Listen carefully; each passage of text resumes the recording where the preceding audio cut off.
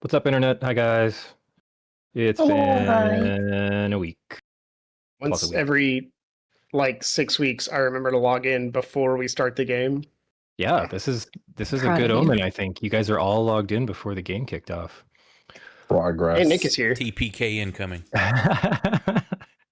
All right, anybody want to take a crack at what the hell we did last time? Nope. Not it. Yeah, sure, I'll do it. That's Nick, I want to hear what you think mighty happened improv last of you. week. Yeah. Probably some fucking bullshit you caused. I don't think that's actually true in this case. All right, some bullshit blasting caused. We're getting closer. I'm not even sure I did anything. Bullshit What? we all caused. What did No, Flint here's do? what we did. So, we decided to get some various chores done at the start of session. I went to get scienced upon. A man tried to put a second ghost inside me, and the ghosts canceled each other out. And one ghost plus one ghost equals 0 ghost, which is cool. You've been unghosted? I've been unghosted. So that was fun. That was cool. Everybody else went to our favorite info broker, had a little tea party. I forget what we talked about with him completely. We did some minor shopping with him. We gave him lots of money. You did. And then we started our next little scheme to get to Blaskin's home planet, allegedly. And we found out from Iki that our best way is to go through this like front facility that makes things. It's like a manufacturing plant-ish sort of deal. And we're gonna sneak in, we're gonna find their secret portal, and we're gonna cause problems shortly. That's about right. I like the sound of that. Hey, I have a question for you, Brandon. That's what I'm here for. How do I have more HP than the paladin? You cheat. Because you cheat.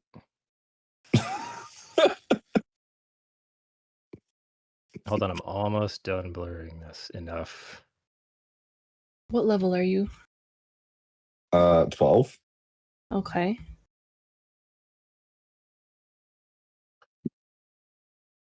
Did you just max your con score for every level?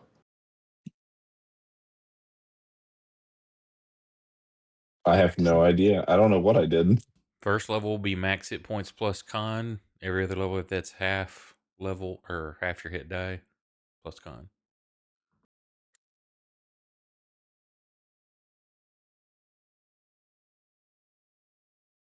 Is the ranger hit Okay, die there we a go. D12? No, that's a barbarian. Why do I have a D12 hit die? What did Or you is that a do? D10? What? Oh, is it just the load outline? That's not a 12. Did you Hang load on. up Moose? Health calc. Oh, yeah, that's still a D10 shadow. I That is a think. D10. It just says You've 12. got I have 12 of 12 them. because I'm level 12. So 65 plus whatever your con is times 12. I do think I've had a pretty high con the whole time. It's retroactive. Whatever your con is will adjust for all your hit die. Well, my con is +3, so 65 plus 36 should not be 101. 65 took a plus because your first level's You max. you said con times. I'm sorry. What did you just say, 65 Brandon? plus your constitution times level. Constitution modifier times level. Yeah, so 65 plus 36. That would only be. That is exactly. Oh, 101. that's 101. Okay. I'm not here for the math. Cool. He says. Okay, let me minimize that. Don't need this guy. And then I can upload the thing, which was, I'll find it. I'm almost done with this completely unnecessary sidestep. I just wanted to show you guys what prep looks like sometimes. Oh, I want to see. Ooh.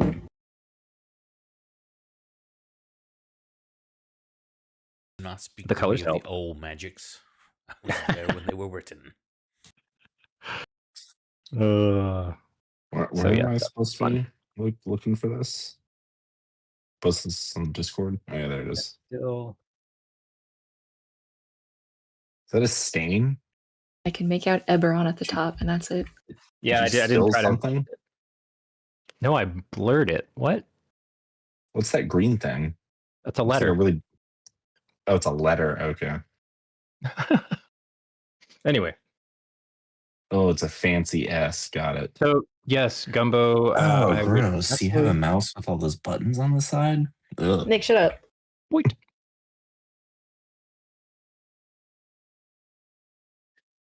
So, good recap from Gumbo. Yes, she went and talked to the researcher who was interested in continuing to test her bangle that helped prevent possession after the run-in with a no vacancy condition.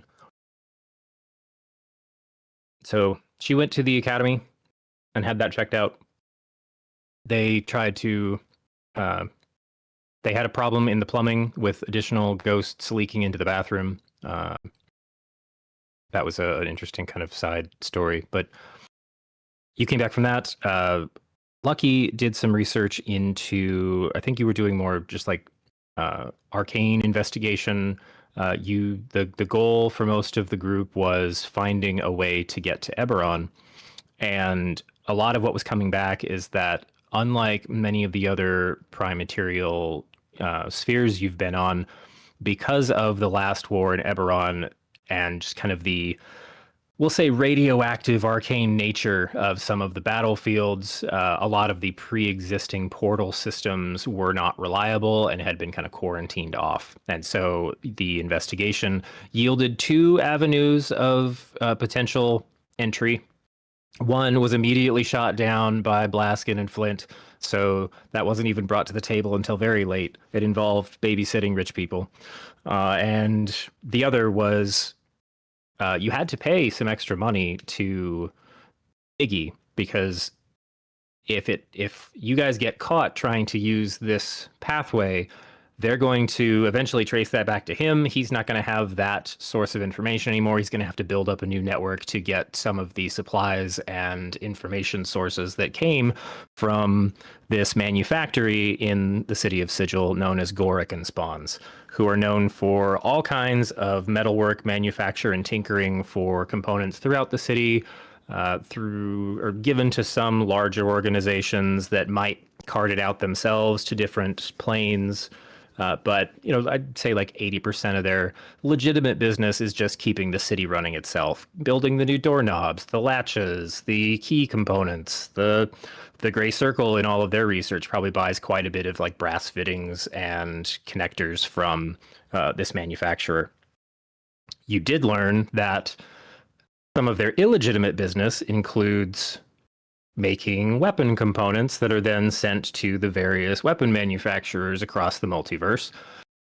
In particular, you know that they're providing quite a steady stream of trigger mechanisms to somebody on Eberron. And the portal they're using is well within their, I think we said like half a mile deep factory setup underneath the sales facade of the front door, which is something we learned from Lily because of the portal detection skill you have. So you guys were standing out front of this building. Lily was able to say, oh yeah, it's about a half mile straight down. And you know that this is a kind of densely packed Modron factory. And we did a bit of yes, but in designing and talking about, like, mutually, how you guys would go about trying to get into this place. I believe one topic brought up was, okay, there should be a whole lot of like machinery moving around, lots of easy ways to hide.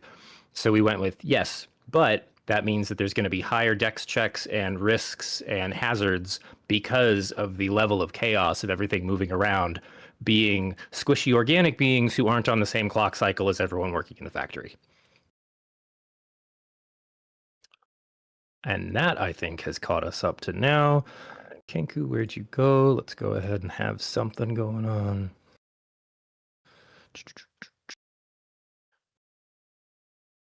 Dire? Not Dire? I don't think it's Dire yet. Where was planning? I thought there was a planning one. Oh, there we go.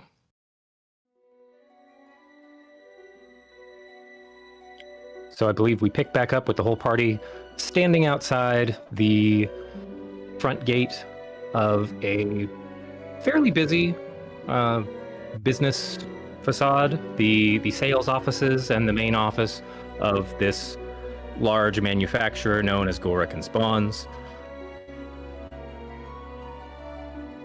What do people want to do first?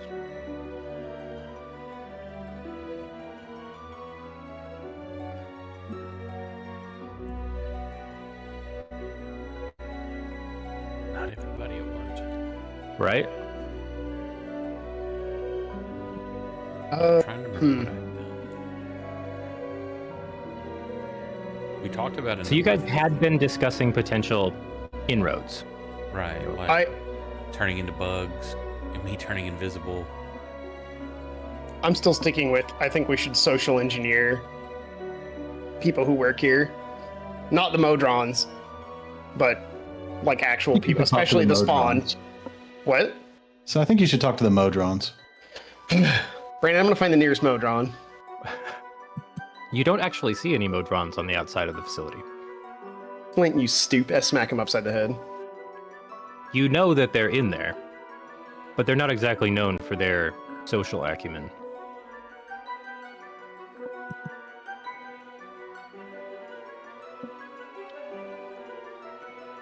Yeah, strip down to your frame and walk in really fast with a ladder. Nobody's going to stop you. Put a hat on. Hard hat. You gotta have the hard hat. It's necessary. I'm imagining Blaskin all dressed up in a suit and he's like, I'm here for work. What if I showed up in like an actual business suit and a hard hat? Yes, I heard you guys hire robots. I am here for the business? It's like you're dressed up for all kinds of business, boy. You're damn right. I'm here for all sorts of it.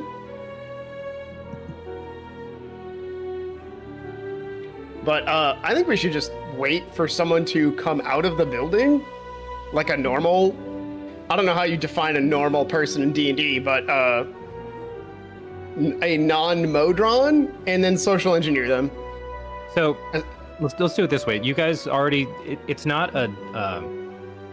still and quiet. There's a good number of people that you see coming and going. Project contractors, other people looking to secure lines of business for future endeavors. So you see a fair stream, like in the time that you're standing out there, maybe just conversing for about 10 minutes, you've probably watched more than a dozen people go in or out of the main double doors. So, like, kind of more in your heads, like, Blaskin, describe someone that would catch your eye that is either on their way in or coming out. A 3-horned dragonborn with black skin. Looks like somebody doing business. Yes, In a sure, nice let's go suit with and that. tie. I was gonna, yeah, they have a nice suit and tie and a hard hat on. A 3-horned dragonborn with black skin, or black scales. Yeah. With a suit and a hard hat. I don't know about the hard hat part, but the suit, yes. It's one of those custom hard hats with 3 holes, so the horns can, Yeah. like the ponytail hats. Can it be a hard hat that's actually been molded to fit 3 horns all around the entire side instead? It says it's a bit of a statement piece, but their coworkers at the site don't want to say anything about it. All right. Sure. So they're, would you say they're heading in or they're already coming out? Okay. Could you repeat that? Did you spot this person on their way in, or does it look like they just came out of the building? Just came out. Okay. He walks out, he brushes his suit slightly from the dust that's inside, and he pompously continues walking. All right, so he's very much like has that heads down, got to get to back to my destination, but is passing your group at the moment. Guys, hold on, this guy looks suspicious. I'm gonna follow him, and I'm gonna turn into a beetle. Okay. And I'm gonna Is fly that- behind him. Is that something that regularly catches people's attention when you do in public? Turn into something? When you turn into, like, when you go from a 6 foot something to a beetle? Well, I'm gonna say that you probably waited until he passed you. I was gonna say I wouldn't do it like directly. I mean, if we're watching the front door, I don't think we're like standing in front of the front door. Okay, so At least I just would hope not. Making sure I understand, you're turning into a beetle and then trying to follow this dragonborn in or away from the factory. Away from. Okay. Yeah, I don't think you have to roll anything for that. You just use one of your wild shapes. Yeah. Become a beetle. Is anybody else doing anything, or just kind of holding his beard? I'll Watch hold his beer. Making the Transformers noise. Wah, wah, wah. basket. Roll out. All right, Beetle Blaskin. Beetle You- skin. Oh, it sounds too much like Beetlejuice. You following in flight, or are you trying to attach yourself to this individual? I'm just gonna follow in flight for a while. Okay. If you don't change your mind at any point, you're going to follow this this contractor for a good like half hour across a portion of the city. I'm gonna keep following. Okay. At the end of their probably 45-minute trek, they did stop to grab a snack along the way, bringing back a couple extra sausage rolls for some coworkers, or maybe they just need a whole lot of snacks later. You're not quite sure yet. They arrive back at what looks to be an existing structure that on the outside, the facade's completely intact, but shortly inside, there's a whole lot of construction noises going on. Looks like they're completely renovating an entire wing of this building. The existing wing looks like it's some kind of art collection. So apparently, they just placed an order. He'll start to get into some dialogue with some of his colleagues there. Hands out the sausage rolls. Says something effective. Yeah, the new clasps will be in tomorrow. They said they could build it real fast. I'm gonna make a grumpy beetle face and turn around. Okay. Angrily. While Blaskin has been on his foray, is there anything else you guys would want to do about that? Because for him to get back, he knows, like, he's not following anybody anymore, so he doesn't have to move at escort quest pace. Probably get back in 20 minutes. So you got a good hour, I'd say, of non-Blaskin time to kill. Was that the plan? Just get me out of the party? Does anyone All right. have Okay, guys, through the portal now. like a scrying or like arcane eye maybe, so we could scout a All little right, bit? Gumbo, Lucky, now that Blaskin's gone, can you guys go inside and just see what it's like in there? Yeah. Like sneak in? Didn't we have info that they had basically anti-illusion, invisibility type stuff, security? You knew that some, not all of the Modron subspecies have true sight, but some do. So you're not 100% confident that you could just waltz confidently invisible all through the factory floor. But it's not all factory, is it? There's got to be an office part, right? No, what It's you can not the see up here. factory, It's certain ones of their species. I'm not positive which. They can just see through stuff like that, but naturally. But they have some pretty wide bay windows. Like they're going for like a real pottery barn look on the front of this place. So like you can see it's mostly squishy types. There are some automatons that seem to be just like handling like organizing tasks that you can see like through a nice cute little back office like picture window. But otherwise it's all you see some. Not abominations. I'm trying to think of the demons and devils subgroup. Fiends. Yes, sorry. You see some fiend types. You see another similar look to the to Ethic, the judge you guys had a run in with, and some smaller impish folks that are wearing some pretty snazzy suits that seem to match. And then it's kind of like a bank vibe in there because you see folks sitting down at various like small tables, the contractor types sitting across from more people in similar looking suits, probably drawing up contracts. But no heavy security at a glance.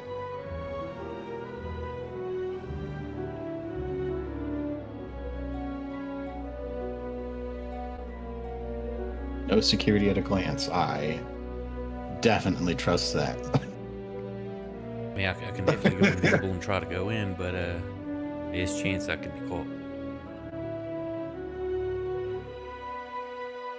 I mean, what's the worst happen that if you get caught, you know? You have like Let me a ask you- Good. familiar maybe you could send in first? Because if they have true sight in here, that might be a little... What if we get caught right away? Apples? What do you think?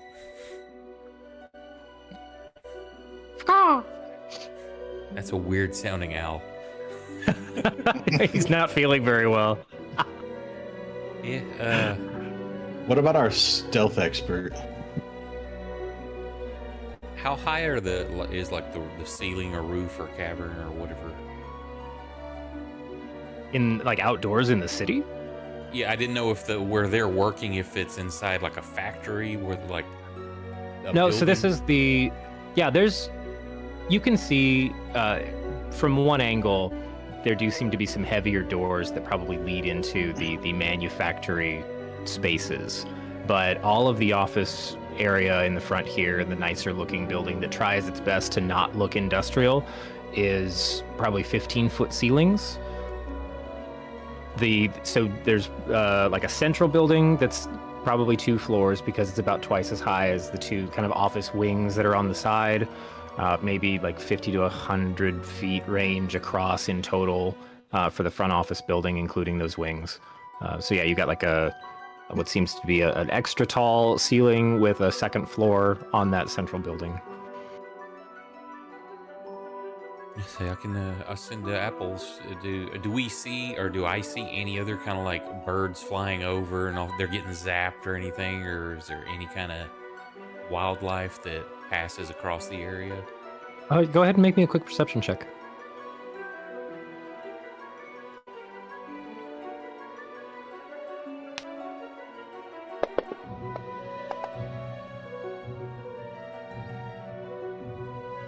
Do you naturally? Oh, it did re-roll your 1. Okay.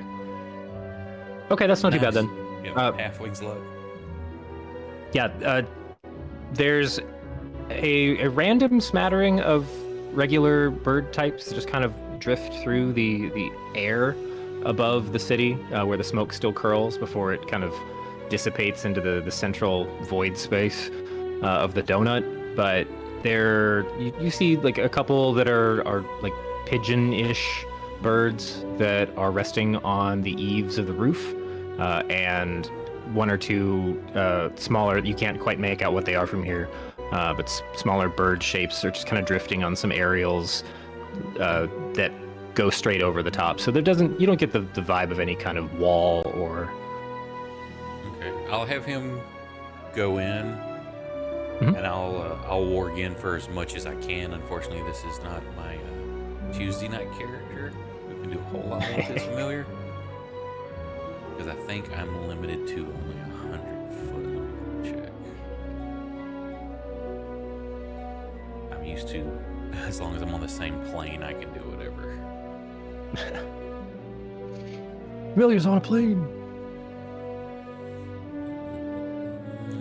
So within 100 foot of you, I can communicate telepathically.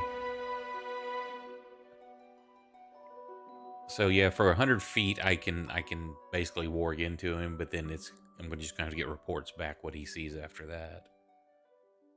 Yeah, and I'll that's start. gonna give you plenty of room because you guys could easily grab like a bench within about 20 feet of the front door. There's just some convenient kind of gathering space, either for folks that have to, you see like on another bench across the way, there's somebody who's getting some papers in order before they head in. It's somebody else who's grabbing, a late breakfast and just kind of chilling there. It looks like they already came out from one of the jobs they just had inside. So you've got a good spot if you want it to not look super conspicuous while you wait for apples to go in. Sure. Yeah, I'll do that. Okay. How would this go well? Like what's the ideal? You send the bird in. What exactly is he scouting for, or are you trying to pick up on any key points? Anything specific you're wanting me to look out for? That you're No, like, wanting to know? I'm talking about for Garrett. Oh, sure. Is there anything you're specifically wanting me to check out or get numbers on? I just want to know more about what's going on in there, like maybe what the layout might be. I'll try to get if there's any security numbers, doors that are people coming in and out frequently, or infrequently. Like, oh, that door's unlocked, but I've only seen one person go through it in a little bit, kind of thing. Okay. For warging through your familiar, what stats do you use for observational skills? I've got basically his sight and hearing.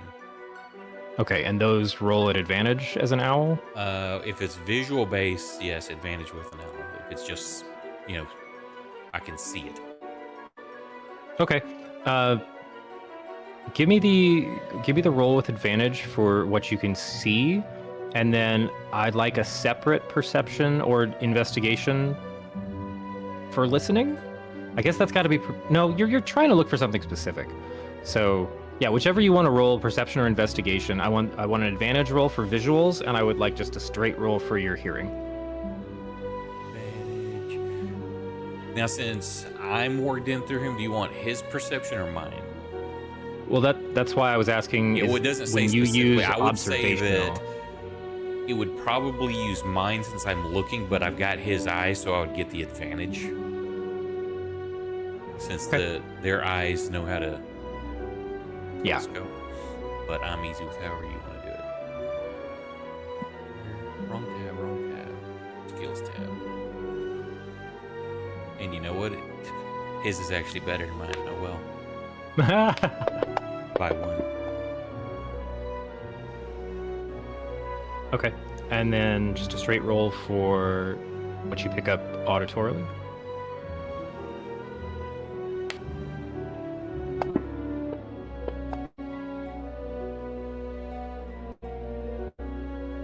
Okay, so listening skill was pretty low. It's all the wind. Visuals I'm not doing a used to bit that. better. Did you want to portent either of those? I can make one a 2 if that helps. Yeah, I don't think so. I can make sure I want fuck to up fail completely. faster. So, yeah, on sound, you're really getting more of just like the general walla of it's not the best acoustic space, and so all of like people's conversations are kind of stacking on top of each other. Some people are speaking lower, and the rustle of paper is matching about the same volume as the dialogue. But visually, you do. I'm gonna say he's able to kind of zoom in, or you use a bit of focus because you know what you're looking for a little more. And you are able to pick up there's a sheet on what looked to be the kind of comptroller's desk, or the person that's kind of the head, the larger desk in the room that everyone else is coming back to every now and then with notes. And you do see like a notepad that isn't covered up right away, that's calling out a schedule of both the kind of shift changes for security in the factory, as well as the name of a couple of those locations where they need to change out. So you're aware of like 4 different service entry points where they bring in material that are along the sides and the back of the property line. And then you do see that inside the office area, there's 2 sets of doors recessed back into the building, kind of on either side of that back office picture window where you could see the automatons filing things away, that have a they're not locked, they just have a heavy kind of push bar on them, and there is a well-dressed security individual standing by each one. But based on the scheduling, you do see that in about 2 hours they're supposed to shift. Okay, I'll be. Well, I can't see or hear in my current body. I picture myself sitting between Gumbo and Flint, and so I'll just be kind of quietly describing what I'm seeing. So if one of them wants to take notes, Absolutely. and then once I make observations are done, I'll just kind of unwarg and have him head back. Flint, are you taking notes or are you drawing a mustache on his face while he's inside the owl? Again? No, I'm taking notes. Okay.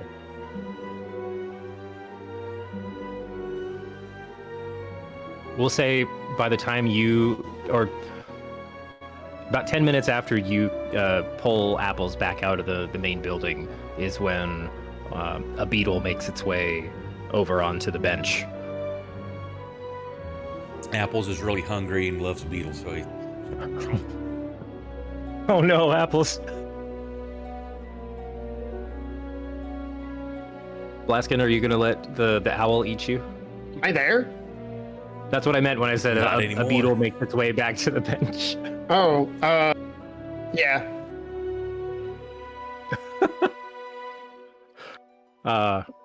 He gets Your closer. owl- I panicked buzz. I don't know what a panicked beetle buzzing sounds like, but that's what's happening.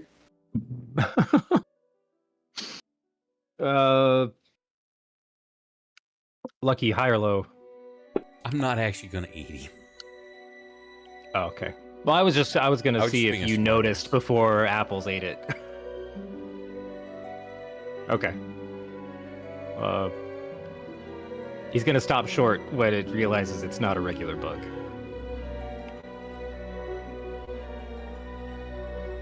Are you bamfing back to humanoid, or are you staying as a beetle for now?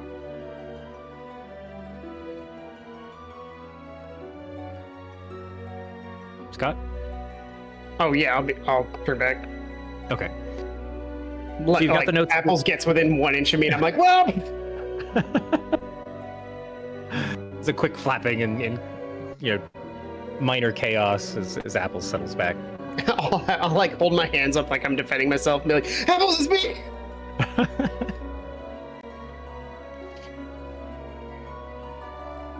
I see You do get a couple you see odd Apples looks.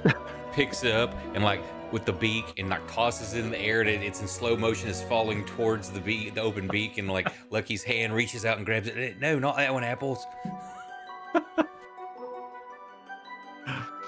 You set him down. He morphs back. But yeah, you've got the notes that have just been gathered.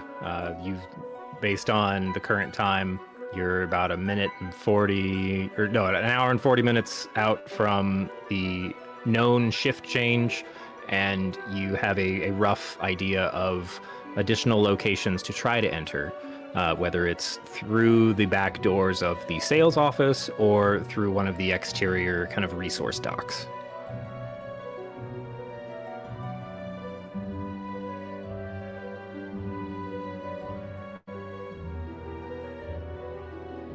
So what's the approach on the B&E here?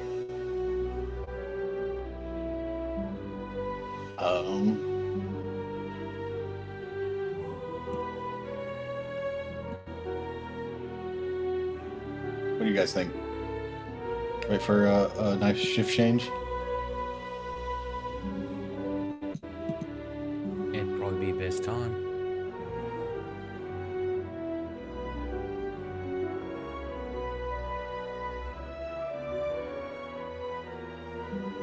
So with that as the general framework, let's pick a couple people's brains.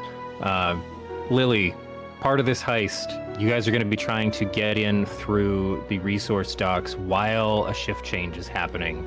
What is an ideal happenstance or something that you notice with those good kind of ranger observational skills that is going to give you guys a leg up and move more towards the successful entry into the factory with as little chance of being detected or people knowing that there's something going on?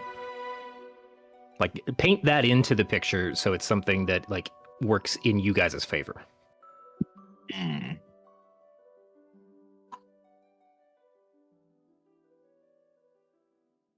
All I can think of right now is Tom Cruise hanging by a wire from the ceiling.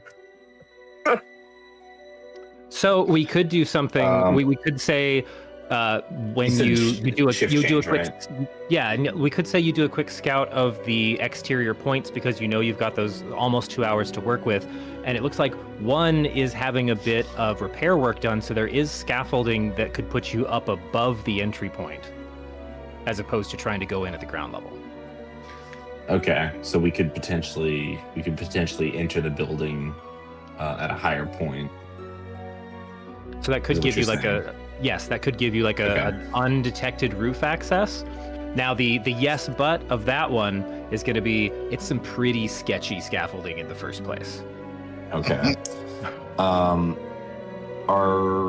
all of the entrances equally well lit, like well maintained, guarded by the same number of guards?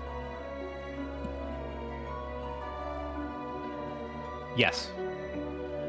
Okay, so it's not like any one entrance that stands out to me as being the best entrance for us to put pressure on. So we can do this. There's one that has much lower visibility. It's not the same one that's got the scaffolding set up. There's a lower visibility one where there's a couple of the street lights need repair, but as a result, they've put more people at that door.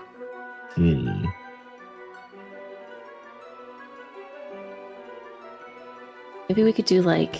I personally like the idea of dropping the scaffolding on top of the guards at one location, causing a commotion that then other guards will leave their posts to investigate, and then we enter through one of the lesser guarded entrances.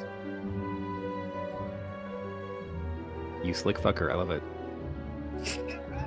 Yeah, I think that could work.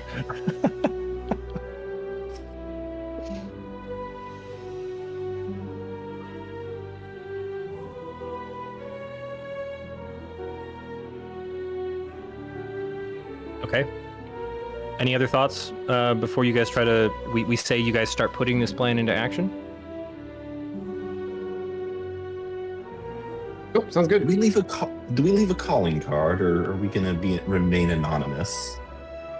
So I know you weren't here for the session when Iggy really tried to spell this out, but you guys have dropped some serious money as a down payment to him to promise that you won't be detected going in, because if it gets back to him, you guys owe him more money when you get back for blowing one of his information sources. Oh, I jest.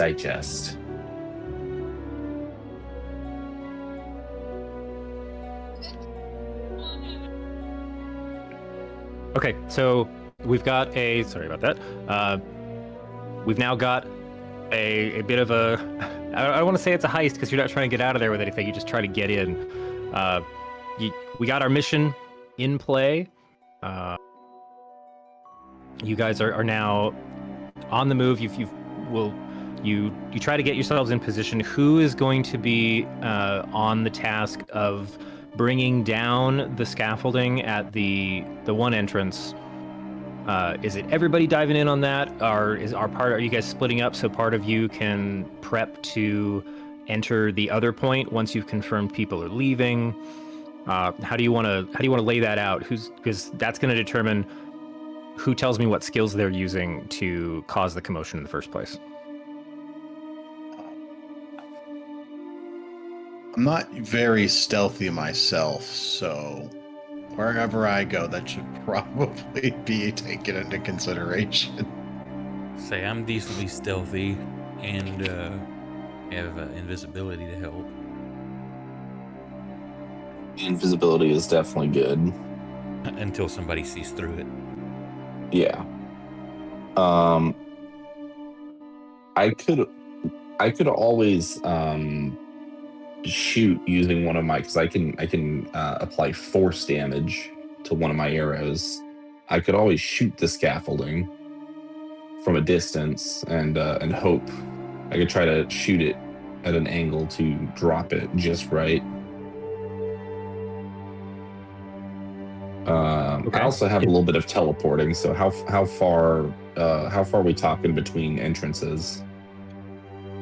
I'm gonna say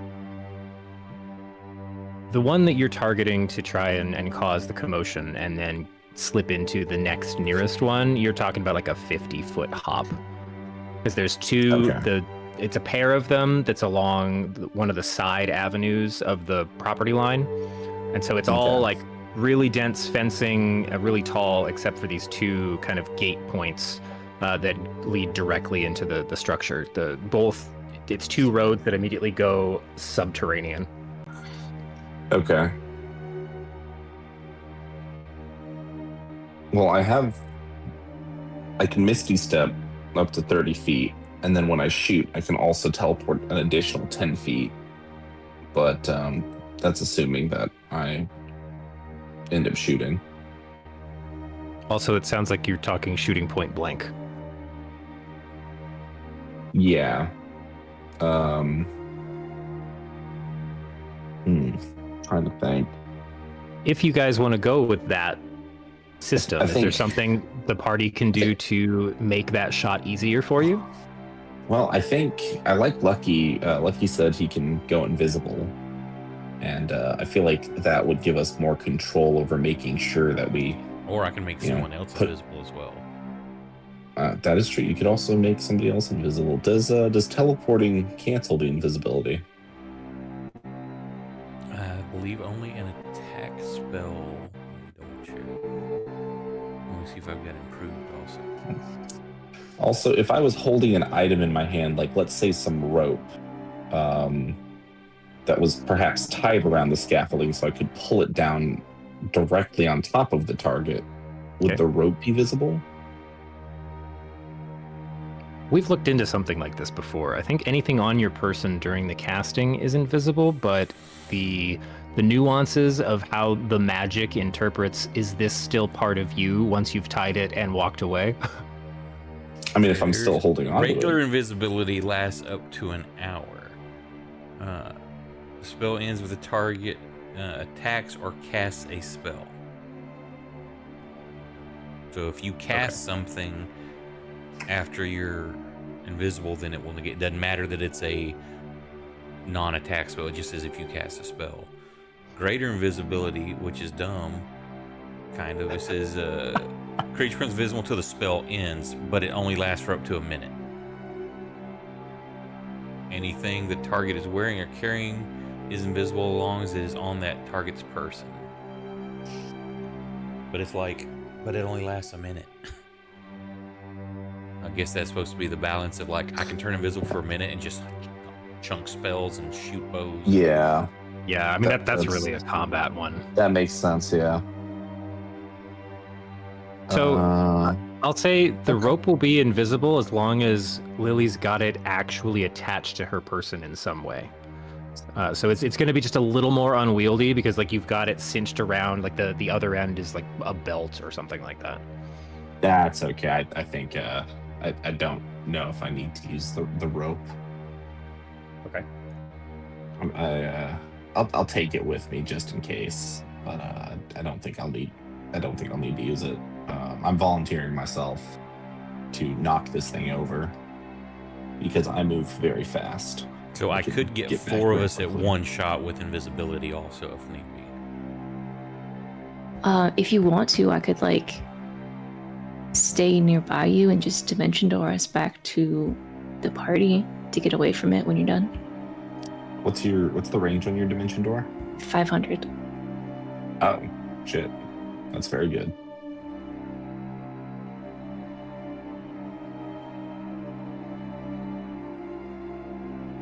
Yeah, I mean, we could go over there and we could do that.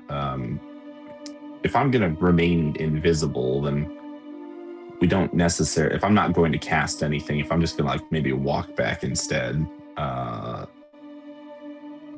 so that we maintain the invisibility, then we don't need to worry about that. You said it's 50 maintain feet either way. snowstorm.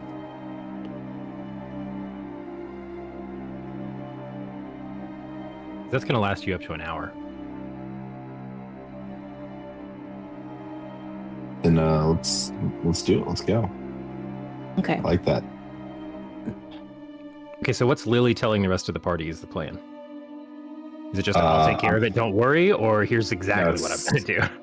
Yeah, I'm gonna make a big ruckus with that rickety old scaffolding over there. Draw some attention away from the other doors, and we'll just enter through the next door. Through the next closest door. That's how we get Alright. in, right? Yes. Is So that that's gonna- what I'm assuming. How far in is that going to take us?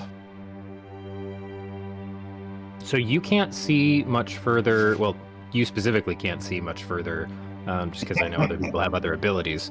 But then at the roadside, like there's enough traffic on this side street that you guys can just kind of be chilling and looking into this space without everyone going, "What the hell are you doing? Move along." Since it's kind of like if your loading dock was down like a basement access road, basically. So you see the path from the gate just immediately goes like down a level into like a first basement depth, and then you like it's more obscured past that. So all you really know is that gets you in. You can hear more of the machining sounds coming from inside there, so you know that's. I mean, if it's not the sales office, it's going to be some kind of factory component. And all that Lily is also able to give you guys just kind of a ping, a beacon on where the portal is that she detected, which is housed within that, like the end point of that factory chain. That was a whole lot of words to say. You don't know much past what's in the door. All right. So of Gumbo, Flint, Lucky, Blaskin, is there anything that you guys want to contribute to this to either help the goal of the guys are going to leave one door to go check out the chaos to help that succeed, or to help the actual chaos succeed, or something else to just kind of give this additional potential for not failing? So just to clarify, 100%, when you say chaos, like as a group, what are we doing for quote unquote chaos? So far, Lily has said, I'm going to take that scaffolding down. It looks like it's about to fall over if someone sneezes on it wrong. So I'm going to make that collapse at the one door with the plan of that'll draw people from other locations on the outside to see if they need to help or investigate. And then with less people at the one you guys are waiting at, then you're able to go in during the commotion. I'm gonna offer Lily up some guidance to help her succeed in her. Brandon, how many thing. I'm sorry, I didn't mean to interrupt you, Kate. I thought you were done. It's okay. Is this a dingy, kind of dirty warehouse? Would you say there's a lot of mice here? There can be. I agree, there can be. I would like to, when this goes down, I'm going to cast a level 5 Conjure Animals and say mouse. That's a lot of mice. Yes, that is a lot, like a lot of mice. You want chaos? I can do that. I guess what do we want them to think? Do we want them to think that somebody broke in, or do we want them to think this thing just fell over? No, I'm doing it when it falls over. Like the noise, is where I'm gonna conjure the mice. Like the noise scared a lot of mice from their hiding holes. Okay, I like that. Do we want to try to Now- blend in as Promotion. Modron or other type of employee? Because I could use seeming on all of us.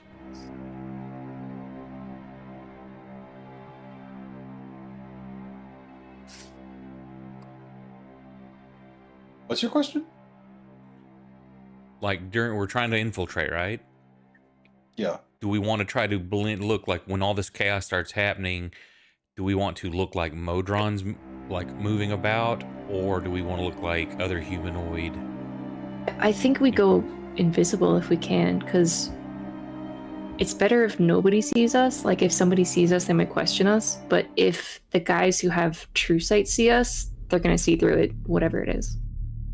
So it's better to be invisible, in my opinion. So yeah, I can see either way. Sometimes it's hiding in plain sight.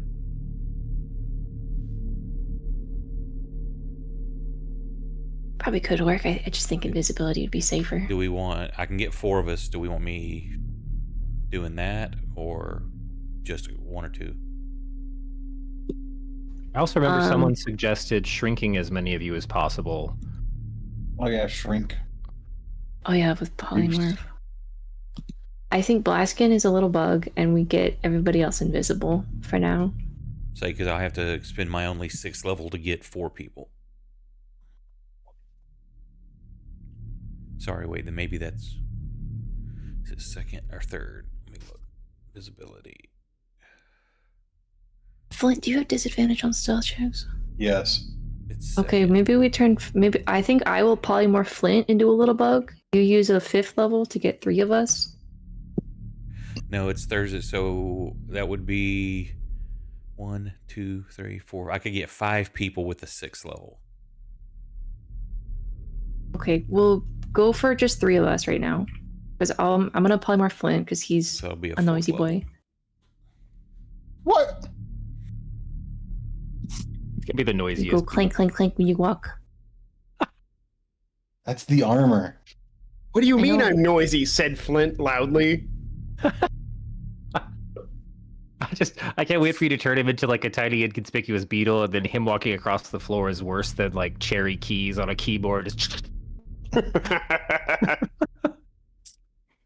gonna polymorph Flint into a mouse with a beard.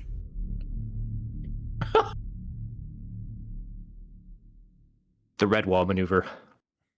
Looks like Splinter.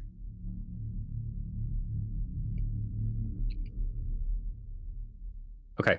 Are you still planning on giving guidance to Lily? Ooh, yeah, that's Is that okay. a concentration? That is concentration. Is it? I thought it was a cantrip. No, it is concentration. It's a cantrip, but it is concentration.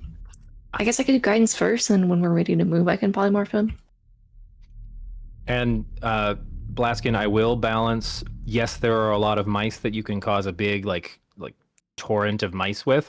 That means that there are also other kind of predator creatures within the factory that go after all those mice. Okay. I mean, I guess the downside is that the mice, they won't leave bodies. Which might, if somebody is looking pretty close, that might be a little sus. I mean, I think you had a good point that I'm going to cause chaos, or the everything's going to collapse down. The noise caused a huge, tidal wave of vermin to mill about and Yeah. go nuts. So It seems like a pretty well-run facility. They probably don't have a lot of falling ladders and stuff, so this feels like a good idea. This is the falling ladder factory, Scott. Come on. Oh my god! All right, I have to change my entire tactic. this is. I the thought this door was where they the store all the standing fallen ladder. Thought this was the standing ladder factory. That was my B. That's next door. No, my mice. All right. So we got the summon mice in the chamber. Lily, walk us through the Mission Impossible music starts. Everyone gets in place. I believe you've got guidance from Gumbo. I have He guidance. said as a question. Yes, I All am. right. he has been guided. I've also been. Have I been invisibled? Oh, are we still doing that? Because we were also Um, talking about seeming. No, we went back Yeah, I to was. invisible doing, and Okay. she's polymorphing some smaller, and then I'm invisibling 3 of us. Got it. Okay, so then yes, it sounds like you've got invisibility as well. All right. Then I just slip through whatever crowd there is, and I make my way very silently over to the scaffolding.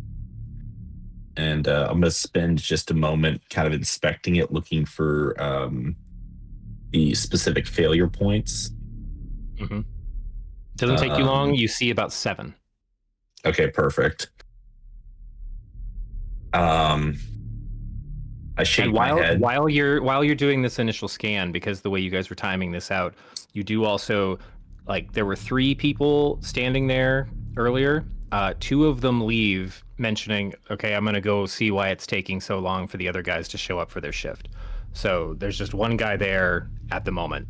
At the other door you guys are watching, you do see the 4 people. Half of them leave looking for something. So you got 2 guys left at that door. All right, perfect. We're about to draw a lot of attention over here. Yeah, I shake my head, and I think of the absolute disregard for OSHA safety standards. And then I realize OSHA is a bullshit government entity, anyways, and Okay.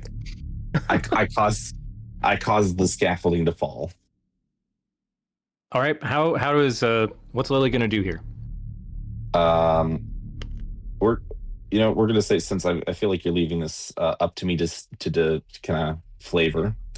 During my initial scan, where I found all these failure points, I found that one of the latch pins that's holding at the very bottom, at the very base, that's holding the whole thing together, is severely rusted and is already kind of halfway out of its socket, out of its little hole it's pushed through. I'm just going to pull it right out and then just give the scaffolding a little push in the right direction. Okay, and we're gonna say, for the purposes of espionage or sabotage or whatever, that does not count as an attack. So go ahead and, what would I make this? This is probably going to be we'll call this a sleight of hand. Okay.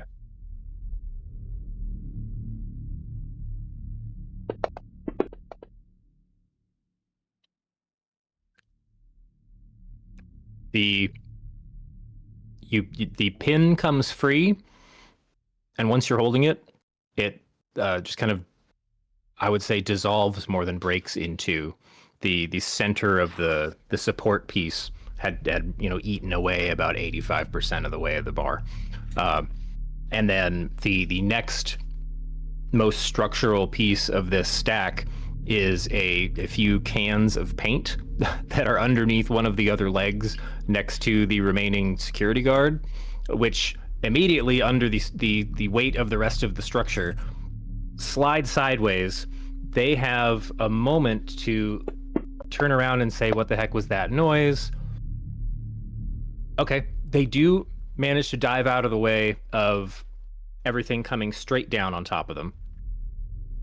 So the guard goes prone. All of the scaffolding structure that goes about 2 stories up over this kind of garage door entrance, and attached to like a couple windows, you hear a couple ping ping ping ping as like the very like hastily attached like nails that are holding it into the external structure all get pulled out as everything almost mudslides, like the whole thing collapses and starts sliding away from the doorway. At which point, Blaskin, is this when the rats of Nim show up? Yeah.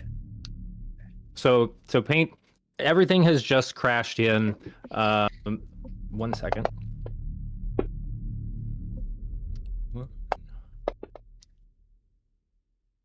Okay. One of the two remaining guys at at door number 2, where you guys are waiting, doesn't notice it at all. But the other one immediately hears enough of the chaos to be like, "What the hell?" And there's just like a quick word between them. He kind of grabs the other guy's shirt, and they both book it along the inner side of the fence toward where the noise went down. And then what happens on top of the rubble or near the rubble? From every crack and crevice that people can see, from every crate and every little smidge of place where a rat can fit, 16 rats come barreling out from all directions, going everywhere, running in every direction. And just like back over each other, not quite sure which direction to go in, as from the door you guys were watching, 2 people come around with shocked looks on their faces. Rats are crawling on their feet. They're going up their legs right now. And 3 more come around the other corner of the building. The guy on the ground is busy like trying to pull 2 out from his tunic that have because they just kind of swept over him in a wave once everything got woken up. So it is absolute chaos over there. There's definitely, I think some people are gonna need some rabies shots. There's some new traumas being developed. Oh, I should say, yeah, specifically, I'd like to retroactively, in my head, I was thinking rabid rats, yes. Just the rabid ones. I'm imagining. Nope, you're too healthy for this casting call. No. They just hit each other over and over, you know. Oh no, I did spill something. Okay. Adding rat horde to my repertoire of spells that I like. Oh Lord. All right, so that is going swimmingly over at door number 1. Door number 2, or now that that's gone off, Lily, what's the route back? You were invisible, right? Correct. Yeah, you were invisible. So yeah, however you want to make your way back to the group. The guidance has played out its effect, which you would know, Gumbo, because the concentration kind of just releases as that kind of arcane muscle can relax. Yeah, so I actually can't turn Flint into a rat. I don't have polymorph. I think I was thinking of my wizard. So he thought he was a rat. Wait, how did you just been running in there like normal? Oh, was it not you that turned? Oh, it was Lucky. Jack Lucky It was was Lucky. polymorphed him. Yeah, I Yep. can do polymorph. It was Lucky. But I can't do invisibility if I do polymorph. Yep. So, So Lily's gonna book it back. yeah, so maybe upcast so you can get. I can't No, get this is the moment where you need to make us play us out like this, Brandon. Where you're just like, I so agree. Gumbo, you go to cast this and nothing happens. Now, I want to say she casts it, but the power of suggestion is so powerful. She thinks he turns into a mouse, and so does he. Hey, hey, Hal, how about that polymorph, huh? No? Oh. Roll me a D100. Oh, God. Oh, 30. Yeah. Unfortunately, no divine polymorph appears as a Sorry, clutch Flint. coverage. I forgot I didn't have that spell. Might be. And since we're just kind of throwing fuel on the fire here, what was the plan with Sponge? We didn't bring him, did we? So you guys are leaving him for this trip? Who's going to take care of Sponge? Declan. Haversham? I'm glad we set that up in advance. I'm so glad we told him to take care of our dog. I mean, like we're still scouting, right? We're not going for the portal this moment, right? It seems like we are. You guys Oh. just put it in play. I thought we were You doing more summoned the scouting. rats. You created the rat zone. Like that's Quick. I assumed we were we can finding where the flashback. portal was. we can flash back. You know where the portal is. You guys are trying Oh. to get to it. My bad. Quick I thought we Flint didn't shout even for know. Declan. I think we do take our dog. We did agree on that. Okay. We did say we wanted to take Sponge, so we have to figure out how that's going to work. Let me check my spells. Do you think if we feed Sponge one of the imaginary items we have, he'll become an imaginary dog? Boy, that's a weird existential crisis. If he's Just, imaginary like, now, keep- does he stop? If we don't believe in him enough, does he stop existing? Can we figuratively and literally turn him into an imaginary pet? Alaskan, do you have polymorph? I'm actually checking. I'm pretty I sure don't you think do. I do. No. I do not. Okay, I will say if the three of you have inspiration right now, if you want, we can burn 2 of them, and whatever gold it would take to either have the scroll you need or some kind of device to pocket Sponge. Because you would have thought about this in advance. Pocket sponge. I'm into that. We can bag of holding sponge? Not a bag of holding. Bag of sponge. But you could acquire from, and this is, I know we kind of had a weird hand wavy shopping session with Iggy. He can pull some strings to get effectively like a. In fact, it's yeah, kind of. It's from the same guy who was working on the Ghost project. You know the figurine that can summon the Mastiff. Mm-hmm. It's like a vacant one of those. Wait, yeah, can I turn I'll sponge spend in one of the patches on my cloak of things? Not yet. Okay. That would have been sick, actually.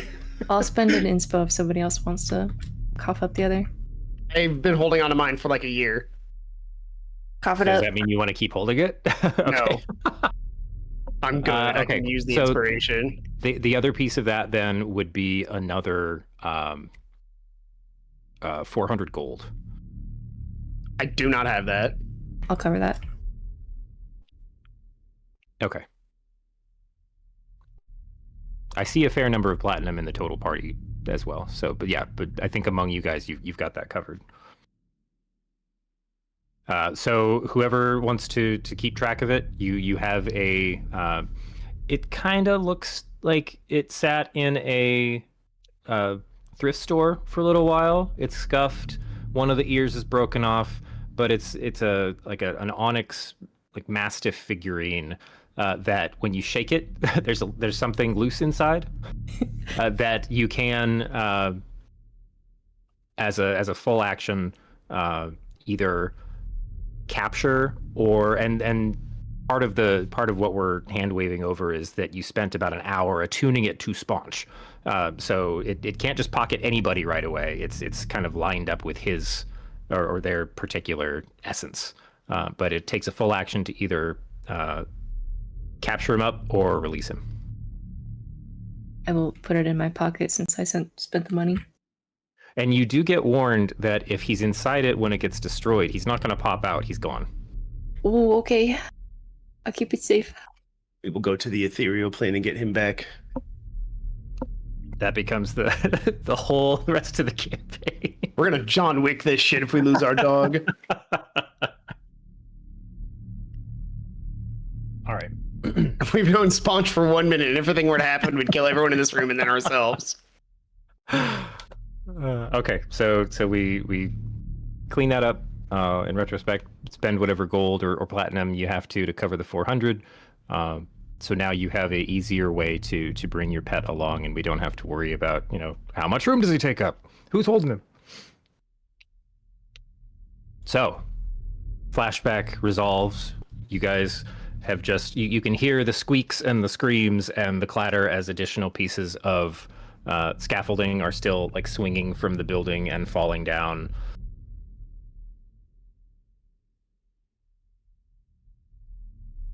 And at the moment, there is no one at door 2. In your way, that is.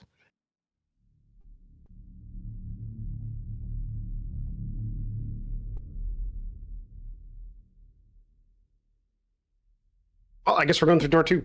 I think. Right, people? So you've got 3 people invisible, which is Lucky, Lily, and Gumbo? And then Blaskin and Flint.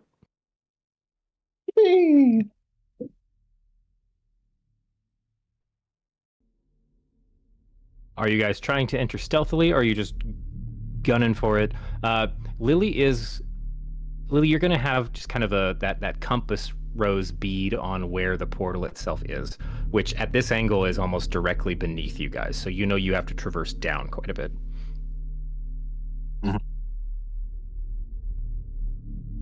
So you've got Blaskin. Are you doing any kind of wild shape to minimize visibility, or are you going in with?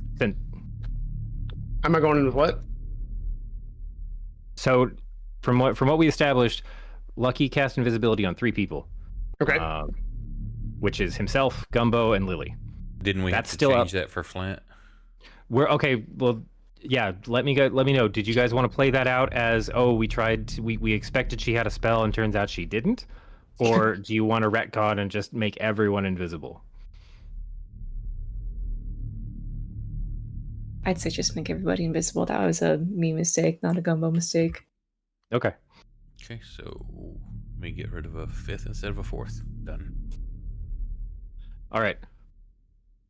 Everybody, can any of you see invisibility? I'm gonna take that as a no. I can don't if think I so. use I can use my 3rd eye ability. I can get dark vision, ethereal sight, greater comprehension, or see invisible. Okay. So where did I save this? This one? That's some up-tempo music of these combat. You guys all rush in invisibly, seizing the opportunity. You head down the ramp. You push past a couple kind of heavy drapes that are acting as kind of a noise break. The sound of machining and sparks hitting the floor and heavy objects being lifted onto conveyor belts, clangs of steel, metal, smithing noises. It actually sounds pretty familiar and almost comfortable to Flint. Lily, you're kind of guiding folks in a general direction, but the vista quickly becomes you come through the doorway. No one's like sitting there ready to stop you. But about 20 feet ahead, because there's nowhere else to go at the moment, it's just a straight hall. You push through another set of heavy kind of noise dampening curtains and are immediately bathed in the kind of red ember light of just a vast chasm of vista that just drops down hundreds and hundreds and hundreds of feet of layer after layer of metal walkways, active kilns, furnaces, benches where things are being assembled, anvils, hammers, a cacophony of noise, and just kind of this.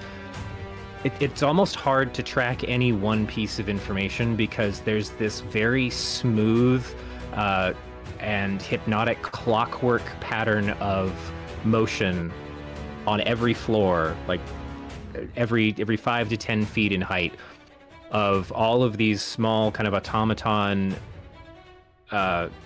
entities that are like 90% homogeneous. They're all just kind of a central kind of cubic body with 2 or 3 articulated appendages, and as some of them spin around, you see like a singular eye construct in the center. And they're just like going to task on all of this stuff constantly. Not only that, but as they all move with this kind of unseen or unheard clock rhythm, there's also a just dizzying amount of conveyor belt action, things moving along tracks on hooks, any other, like, this is the positive and negative of the chaos of this structure. There's so many things to hide behind, and they're all in motion. Lily, you can spot, you still have that bead on that portal about a half mile below you.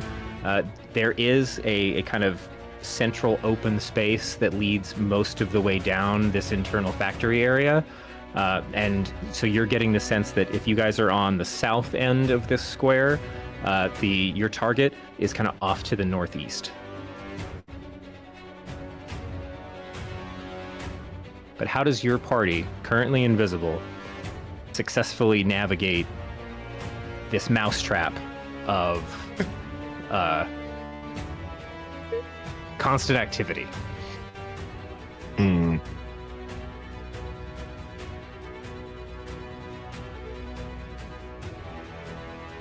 I could cast much a little. Like the actual. Go ahead. I was gonna say, much like the actual game of Mousetrap, which I have played before, we could just dive headfirst into danger.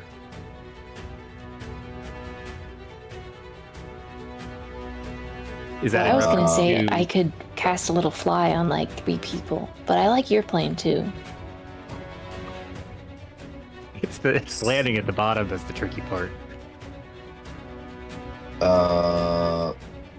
Can we see a landing space at the bottom? Go ahead and give Is me a there any perception roll. Okay.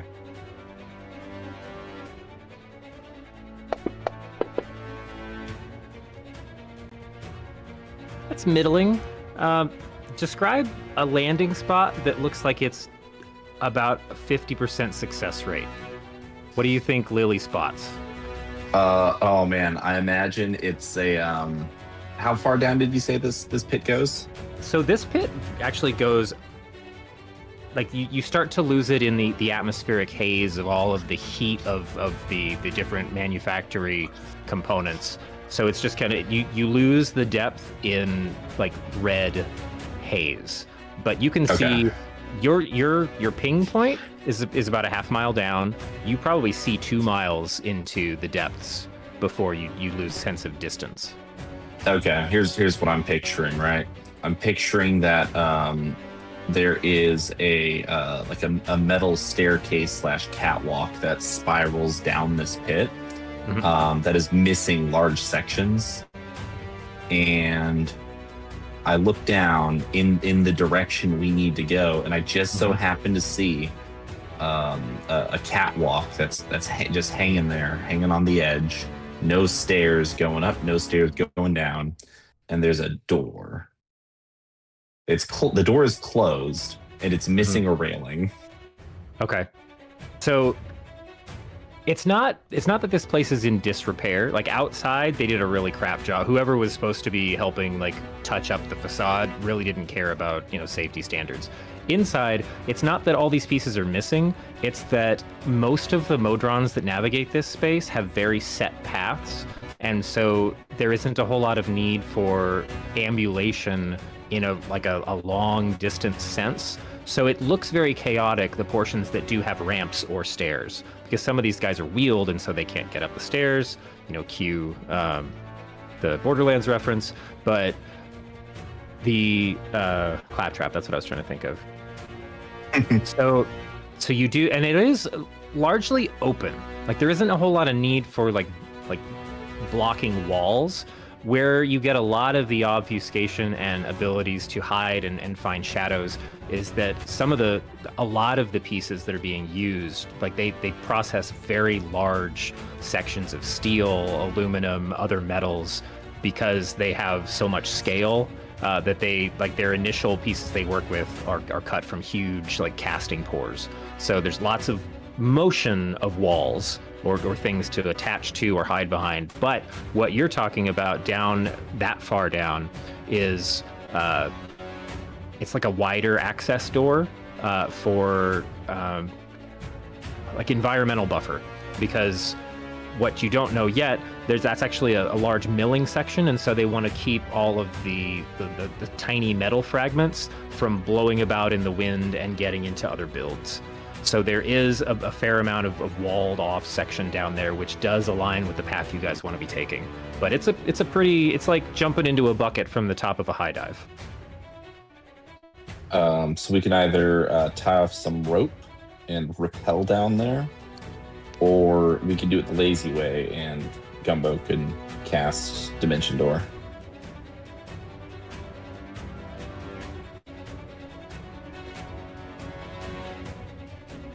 So do you think the spot you noticed is less than 500 feet down?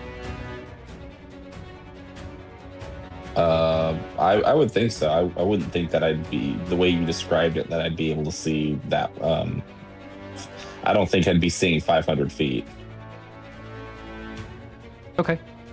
I couldn't dimension door everybody. It'd be too many trips. We could fly though. How many people can you fly? Only 3, but Blaskin's a bug and I'm pretty light. All right, let's do it.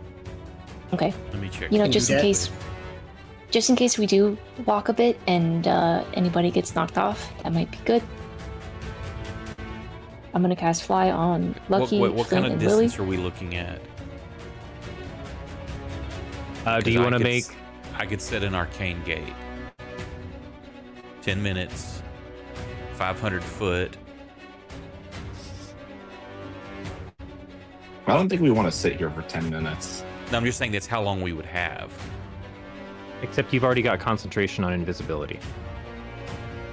True. I'd Yep. rather take this Yeah. slow and just be careful with it instead of jumping around. Okay, so also, Gumbo, if you cast fly, How you long? will be... How long does fly last? Oh right. Isn't it just If any- if you take a attack action? No, casting a spell does it too.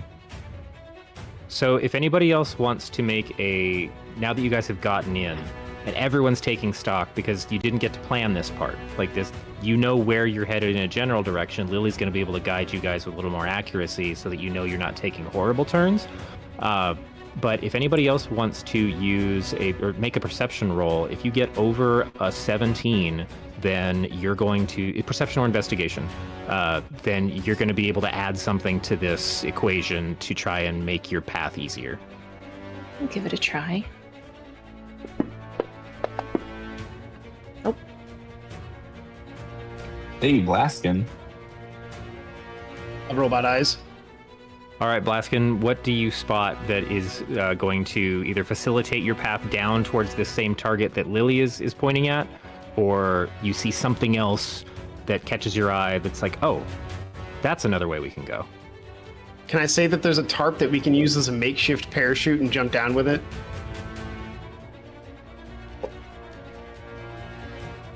Yes. Hell yeah. Quick, everybody grab a quarter! And I'm gonna throw out this tarp. How big is this fucking tarp? Big, it's really big. You're a bug, aren't you a bug? No, I had to unshape. I can't cast. I had to unbug to cast rats. And you're all invisible right now. And we're invisible right now. So you guys just hear Blaskin and this fucking tarp just starts moving to the air. Everybody grab a quarter! Boy, I sure hope 2 people don't go for the same corner. Wait a minute. Are there 5 corners? So, Gosh, that just doesn't seem all that safe. oh, you know, I'm the one that rolled the perception check. Grab a corner, So- Gumbo. So Where's the conveyor belt? I love the... You I work love at the- FedEx. It's like, Scott, why didn't you just say there was a fucking elevator? A rope ladder. No, we're taking the tarp chute. It's funny. So I love the energy of this is something that's just going to let us drop straight down. I don't know that the tarp would be the most practical solution, just based on how much you guys weigh in total. But I will say that we'll go with the same kind of jump and grab activity, because you see that on kind of a... Lily didn't spot it because it hadn't made a swing through yet.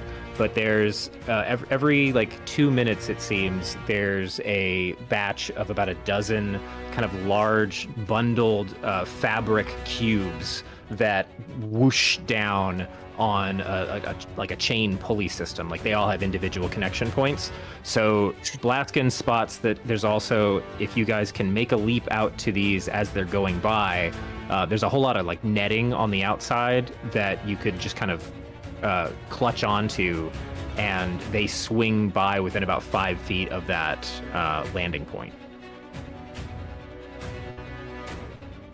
I'm pretty sure I want to use the big tarp as a parachute. No, right, yeah, I we like can grab this the really conveyor. cool thing that Brandon described. That sounds awesome. Brandon, All right, so what's- I'd like to cast conjure animals, get 3 gorillas, and we'll fucking take the tarp down. These fucking losers. Maybe I'll go for a lighter. Maybe I'll say chimps. Maybe gorillas are a little heavy for this. Everyone else rides. It's the chain down, and then some Modrons turn in time to see this. The heaviest, they see 3 gorillas, and you would be visible because you had to cast a spell. They see 3 gorillas and a warforged scream as they all plummet down into the depths. Scott, I need you to turn back into a bug. I'm gonna take this cool chain, and you're not gonna talk about gorillas anymore. Gorillas get on the chain. Oh. It's just got extra people in tow now. All right. I wanted to do the tarpa shoot. We'll That's find not an how opportunity physics to do a works. tarpa shoot. Oh yeah, and I can summon lightning.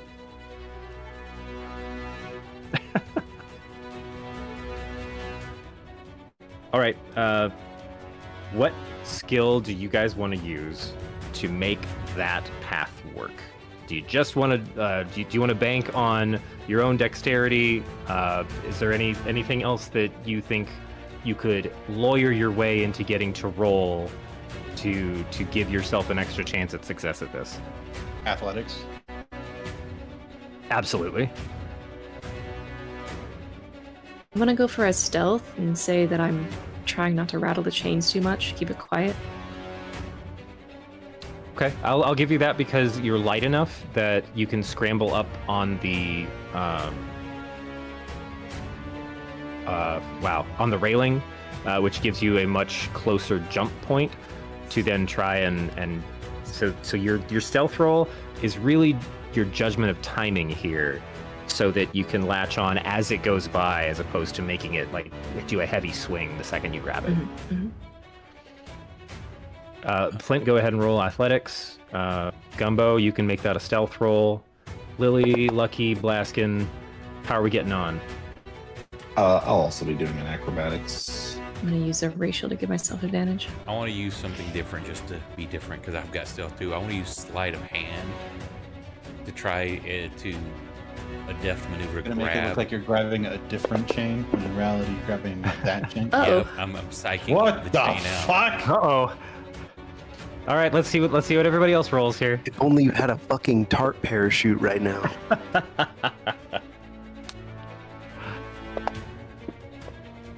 And I guess I'll roll my sleight of hand athletics, and stealth whatever. are the same modifier. So. Okay. Hey, I'm kinging it right now. All right, Lily, Lucky, Blaskin, you guys catch these things without issue. Flint, your ride is a lot rockier. You got on, but you slipped the second you grabbed it, and so you jumped for a good spot on the side of one of these things because they're about the same height you are, and you hit and immediately kind of bounced a little bit and then slipped all the way down. So now you're hanging onto the underside of this thing for all you're worth, and it's kind of rocking back and forth. That landing is going to be really hard on you. But Gumbo, Hi. you kind of glance off the side of it, and Oh boy. Oh and boy. so what ends up, like, you guys can't see it yet, but Gumbo, you could definitely say something or just start making noise, because you jump for one about 2 cubes ahead of Lily, and then Lucky's behind Lily. And they're moving a bit faster than you are, so you have the next 6 seconds as you're slowly, like, you're just in free fall, and they're starting to pass you. Can I use Mage Hand? It's not a reaction. I'm spell. invisible.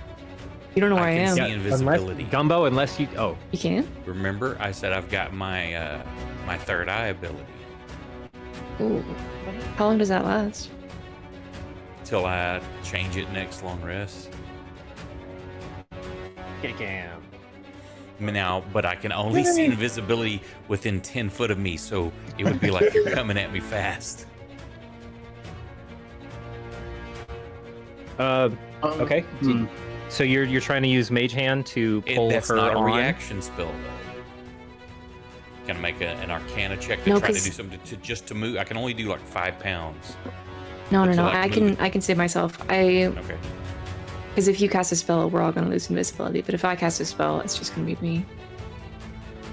Yeah, I'm just gonna cast Fly on myself. So it'll break invisibility, but I I can thought you already had fly. save myself. Mm-mm. No, because she brought it up earlier that she could give multiple people fly, but then that was going to break invisibility. So I chose not to, but I have to do it now to save myself. With that cat. Unless I try to catch Actually- you. Going. I had a really cool idea for it if no one else had anything. I was actually going to cast Fairy Fire to, it would not remove Gumbo's invisibility, but it would remove mine, but would make Gumbo visible. Well, how But can you we, can't before you do see that, me. if she's coming at me, can I try to throw I don't need to see the handout Fairy or Fire. swing my chain Yeah, why don't for we? her to grab? Let's give Lucky a reaction to see if he can catch you first, Okay. and if okay. he misses, then you've got that in your back pocket. Okay. So I won't see her till she's within 10 foot of me. Yeah. So that's quick. So at a disadvantage. Or how do you want that done? Oh, actually, wait. I'm sorry. I have not used this in forever. I'm gonna use Dark One's Luck to add to my roll. If it's not too late. What do you get to add? Yeah. I yeah, get to add a something he D10. would have known. Oh, yeah. Come on. Oh, I saw that one for a second. Okay, so that. That's 14. still. 14. You Okay, missed just it by found the one. box. Oh no, so that's one better than Flint. So you're both going to. There's going to be. I mean, I'll roll it here in a second. You're also kind of in a really bad. You've got a really bad grip. I'm going to say for you, you locked in too well, and you're going to struggle to free yourself when you guys swing by the landing position. Okay. Wow, he's really going after that box. Which means that everybody's on. That you've found a position on this set of about a dozen cargo containers. You take a rapid descent through about 500 feet of warm, smithy air, and then all at about right when you see that catwalk in front of the access doorway, everyone does their best to have some kind of parkour landing to build that into a roll and get rid of some of that speed. 3 of you conveniently just kind of come up short of the door by a couple feet and just kind of dust off some of the adrenaline. Flint and Gumbo in the struggle there is going to be... Does taking damage break invisibility? Nope. Only if you're Good. dealing damage, does it? Yeah, attacks or any spellcasting.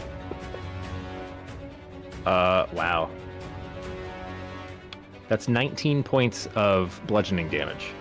Ooh. That almost rolled max. I think I have to roll to see if I drop my state. Because I started with a bad handhold. Okay. And I take a bad drop, so I'm gonna... Okay. What do you want me to roll for this? What would be... Because this is kind of... Gumbo's built a habit of keeping this on her. Yeah. So we can either make this, you're just trying to hold on to it, so I want you to make a strength save, or how well you attached your regular kind of harness for this so that it stays stays on your person. So that's either going to be a strength save, or I'm going to want a, what am I thinking of? Skills. X? Sleight of hand, maybe? Yeah, I think sleight of hand. Either of those. Okay. Either a strength save or sleight of hand check. I would be much happier to give you a sleight of hand than a strength.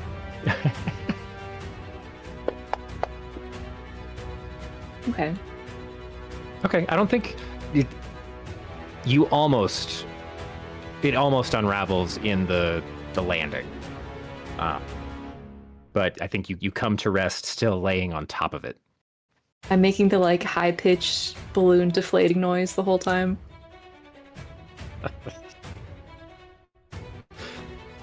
Okay. You're all now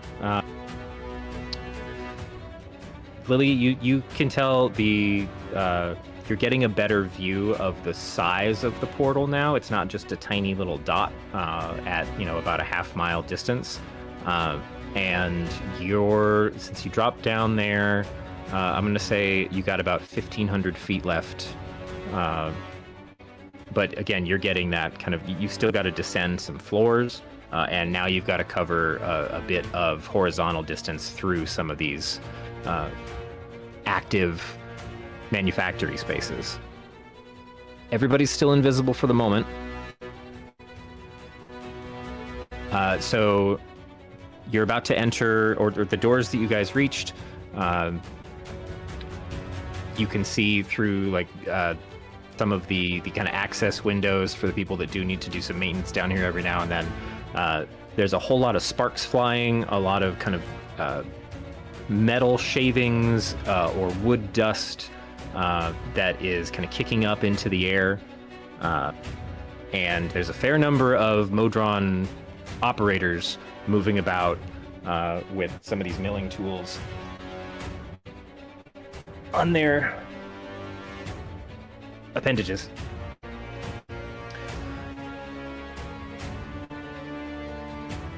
So are you guys going to bust in? Any other thoughts about next steps? I'd like to maybe look to see if there's any sort of like maybe like service halls or anything that's intended for meat sacks and not any of the workers or the automatons. Okay. See if there's like any passageways that we could perhaps try to use to go around. Sure. Go ahead and give me a new scan.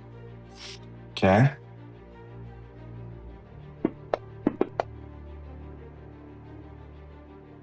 So there's nothing, like the only thing on the landing that you found is the kind of the thicker access door into the milling shop. You do see about 2 or 3. You have trouble judging the exact because you don't just have a sequential set of floor spaces. But 2 to 3 floors down, on the same side you're on, maybe 30 feet out, and whatever the actual height is down, 30 to 40 feet, there is a kind of corner. I don't want to say catwalk. It's like 2 open doorway, like they're not even doorways. It's just like the open hallways that use that corner to round the bend. That seem to be marked with like walkway markings and a bit more like organic friendly signage that might be a good option, but you'd have to, there's really no direct path in the open drop between where you are and that besides just open air. Okay. What about if I poke my head in the milling room? I want to see if there's anything in or through the milling room that I can see. Sure. You can poke your head in, but you're going to be the first to discover I'm going to need you to make a con save because it's difficult breathing. All right. Oh, that was so close. All right. Luckily, your proprioception, you start to pick up the tingle of some of these fragments starting to touch your skin the second you open the door, and you hold your breath. You don't take a lungful of sharp metal shards.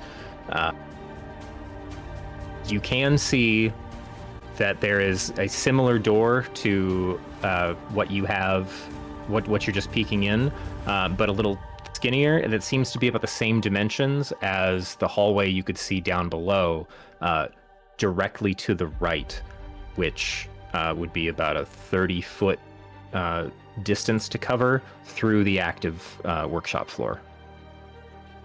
Okay. Does anybody have the ability to create any sort of bubble of protection for physical protection? Not one that can move. I can do Glow of Invulnerability, but that's for spells. And I'm going to drop Invisibility. So I will also give you that little bit of insight, if you want to add this to the thoughts on the table. Because you rolled so high on the save, and because you caught that early, you're judging that it's like making a con save for this is going to be the effect of, can I hold my breath long enough for whatever time it takes us to cross that distance to the other door? If you can, you're not going to take any damage. But if anything slows you down, or something comes and causes you like something runs into you and you involuntarily take a lungful, then we're talking some repercussions. So if everybody holds their breath, we have just a short maybe 30-ish foot jog to the door, to the next door. Who here can hold their breath for at least like 30 seconds? I don't breathe. I could probably do that. I like to breathe. Flint's Can out. you hold your breath? Flint's either perfect for this, or he's screwed because he doesn't know to hold his breath. Or, I'm sorry, not Flint, Blaskin. All right. Well, Flint, I will say, because you have so much background in various maker spaces, you would have advantage on this roll. That's all. Yeah, there was nothing else to that sentence. What roll? If you're moving through the space, everyone's going to be making a con save, which is kind of representative of can you keep from breathing in while you move through this space, including whatever might be happening as you cross the distance. Okay.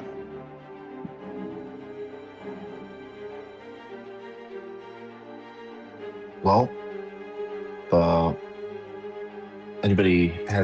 if nobody has anything they want to add or any other suggestions, I would just say follow me. So we're all going. Yes, we're all going. Cool. Everybody give a con save. Yeah. Go ahead and everybody give me a con save. Flint, you get advantage. Plus Actually, Blaskin, you don't need to. Yay. everybody gets 3 from my charisma.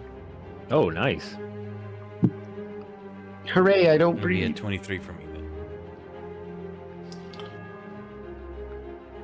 then. All right, yeah, that's actually, you guys are in the clear on that.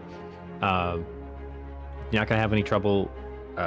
Just you all take in a nice big deep breath. It is still like hot air in this space. It's a little uncomfortable, but nothing that's like draining you yet.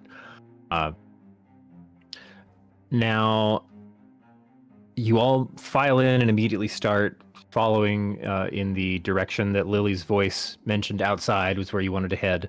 You can see this other like heavier door that looks like it leads into. It's almost like you can see cleaner air on the other side of this thing. Now, let me see. Nope, that's really low. Okay, they don't spot you. Where's the roll I want? let's do just a quick general. What's that?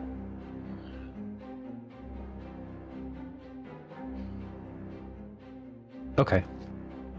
I guess just for general information, Gumbo, as your whole group is making a quick, there's about a 6 foot wide easement between where some of the work tables are milling some of these pieces and the wall that you guys are moving along.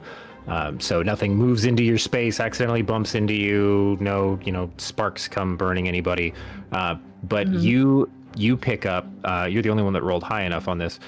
You pick up that towards the center of the room, what looked like more machinery operating is actually a much larger entity, similar to all the things doing the work in here, but looks like it has more attachments and also more eye stalks. Is just doing general scanning of the space, but thankfully, because they rolled a 4, has not looked over in your direction. So you just clocked that you were in a room that luckily you have moved through fast enough where there was something that had much more observation than what you had seen so far. Okay. Cool. Nice. But yeah, everybody makes it to the other end. You guys are all taking some deep breaths. It's the sound is dampened even in this hallway, and there are again like painted signs talking about how many days since the last injury, and don't spend more than 2 hours down here before you go take a break. Happy birthday, as Fidel. Oh, that's nice. And this leads deeper into the complex. There's a clear path that seems to be much closer towards the cardinal direction you want to be taking, Lily, and one that looks like it just heads probably up.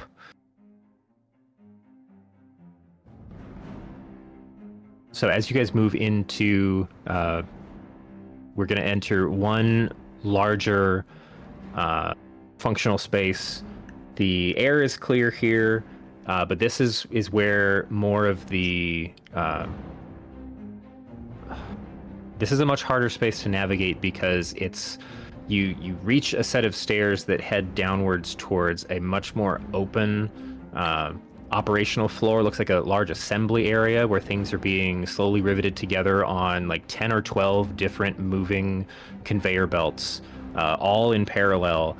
But above them, it's a just constant... It's almost like the inside of a grandfather clock gone complete crazy.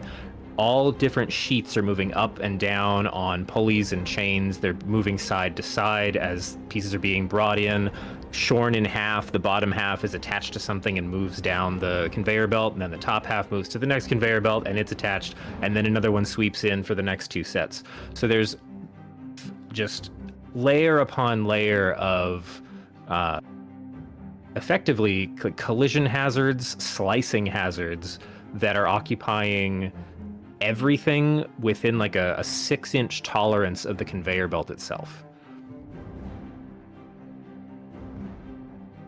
And Lily, you're effectively indicating that, hey, see those double doors that are about 200 feet across this whole space? Over there in the corner with like one red light above it. I think that's where we need to go. Between these conveyor belts is just enough room for more of these kind of cubic modrons to be pulling tools out of like a recessed track in the floor and using them to assemble everything on either side of them. So they operate on a pair of conveyor belts at the same time. So you can't necessarily move straight through those access aisles without running into any of like the 50 to 80 operators that are putting things together in this space.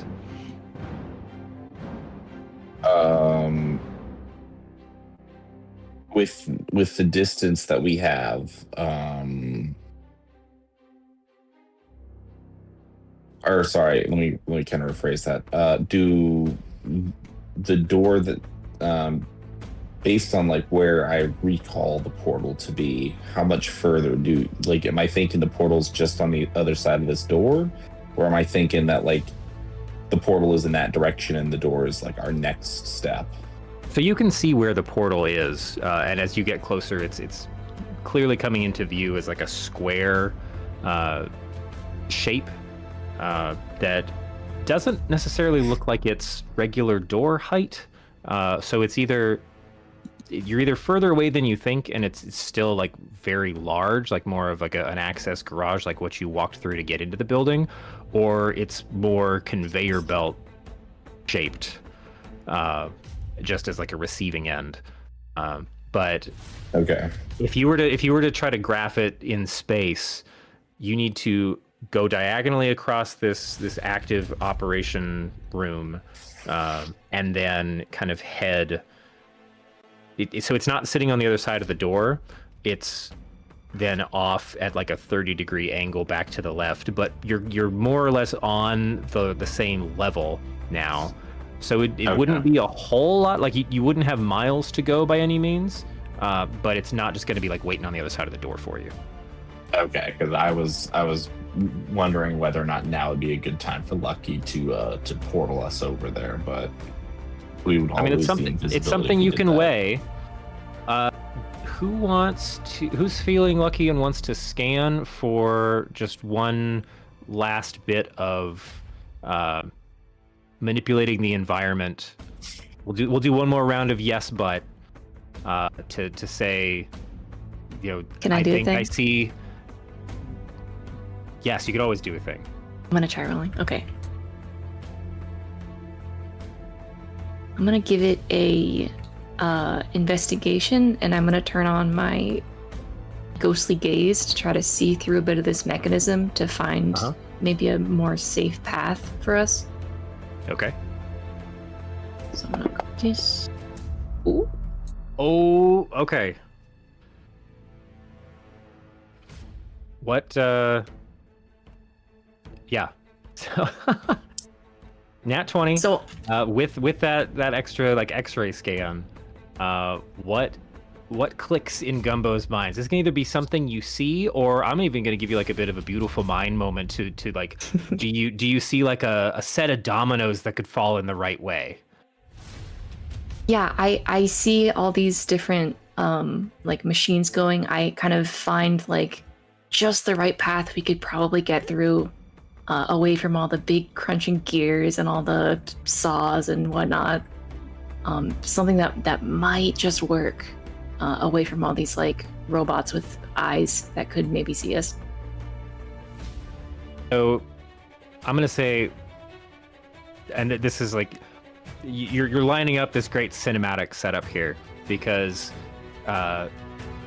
with that additional ability to kind of just scan, not only do you see everything in motion, but you're seeing through them, and you're starting to notice these alignment patterns, because everything is still working on this kind of central clock mechanism. Everything shifts through what initially looks chaotic. You're realizing it's just different time signatures, and because of the math behind that, there is going to be one beat where everything comes in at the exact same point. And if you jam something right at the right time, you're effectively going to set yourself up of a, okay, you got to follow me, and we got to go on this beat exactly, but first this chunk's going to be open, and then when that shuts behind us, the next chunk's going to be open. And it's like, effectively, this roll goes well for you guys. So she got a natural 20, so everyone's going to get to roll with advantage on this. Very nice.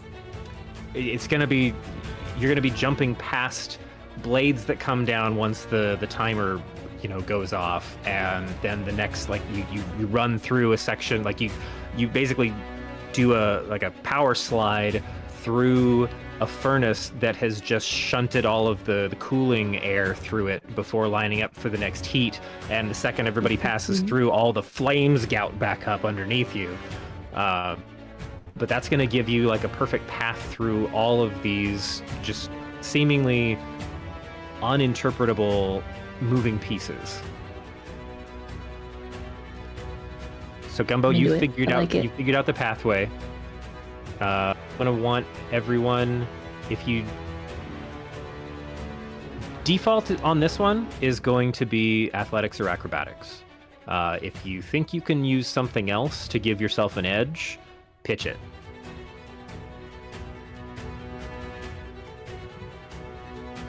Negatory. Or something you can do to manipulate yourself or the environment Take dogs out. Be right to back. give that. We're having this like, I Can gotta take I- dogs out, which is translation for I have to think about this. I could No, I I could literally have to pray take them for a out. -1. Can I try perception? Because I'm like really looking at this machine to make sure things are timed exactly right. I could let you use perception on that because it'll let you. Nothing ever goes exactly as planned, so I think that'll just give you a little bit of an edge on making some, because you're going to be leading because you figured out all the math in the first place and the timing. And so that'll give you just a little bit of an edge on, crap, you know what, my back of the napkin math wasn't exactly as perfect as I thought. We actually need to jump a little late. Mm-mm. Got my peepers peeled. But yeah, anybody who's just going in on either athletics or acrobatics, you do get to roll with advantage. That's pretty good. Could I use survival because I'm trying to survive? I think that's kind of within Lily's wheelhouse of, moving through shifting environments.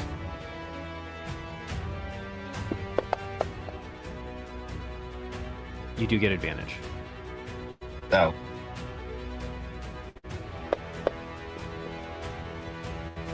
It's 24. okay, take the first one. Take the first one. Flint, are we going with athletics, acrobatics, or something else? It's probably just going to be athletics. Okay. Set advantage. Yes. Fuck me. Oh my god. I'm just going to go to bed. All right, we need to see how Lucky fares in this. So failure here doesn't mean death, thankfully. No, Damn. just set me on fire. Yeah. Failure doesn't mean death. Flynn, you have a heart attack. Oh, fuck!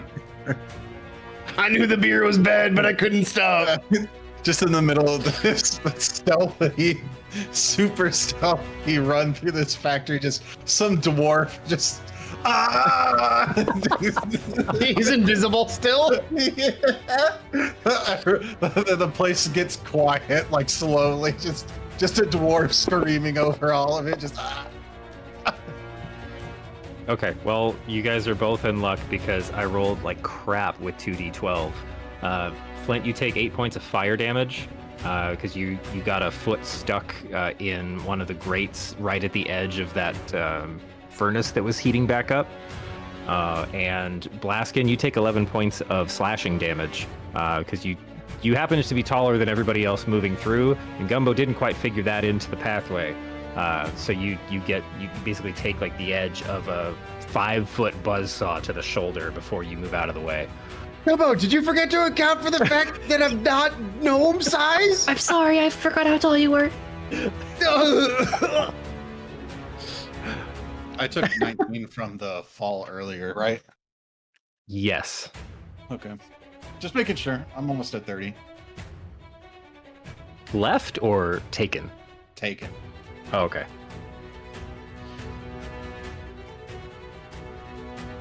So we'll just see how well Lucky rolls on his way out. Is anybody maintaining concentration besides Lucky? Nope. Okay.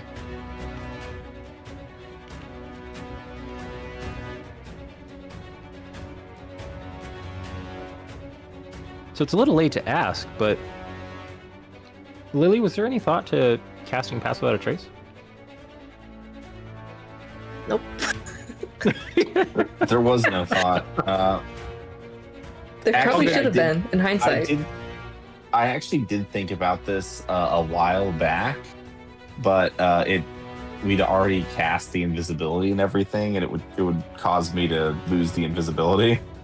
All good. So I just didn't think of it anymore.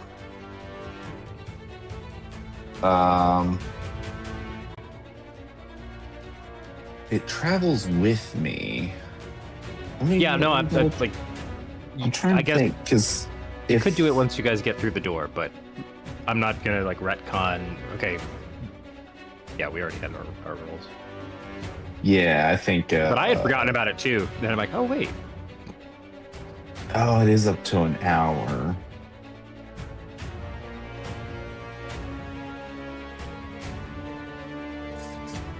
Yeah, I probably should have done that right when we began the whole thing. I should have cast that right before Lucky cast invisibility, because then that would have been going the entire time. Thankfully, it hasn't really been an issue so far.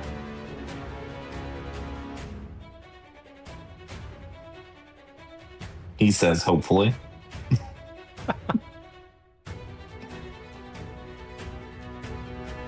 Just need our wizard back.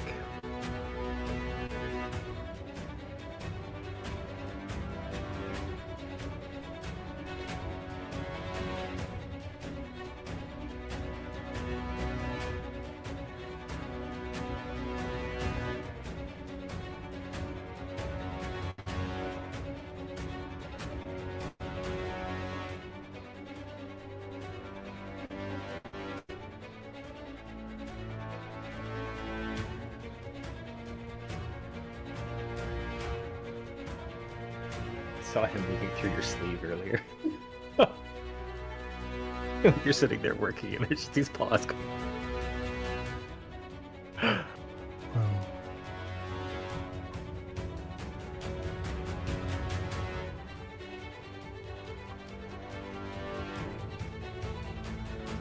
Wait, is that your lady friend? Yes. Tell her I say hi, please. Kate says hi. None of the rest of us do. We just, Well, she's the only one that asked. I'm not watching. Scott's like, none of the rest of us do. I like her the most. Yeah, I was. Okay. We're getting here. Yeah, that's official. Kate says she likes you the most, but she said hi to everybody. I was debating whether or not I wanted to say anything like "tell her to fuck off." Wow, Classic I wouldn't have Nick. gone that hard. Classic. Maybe that should be less classic.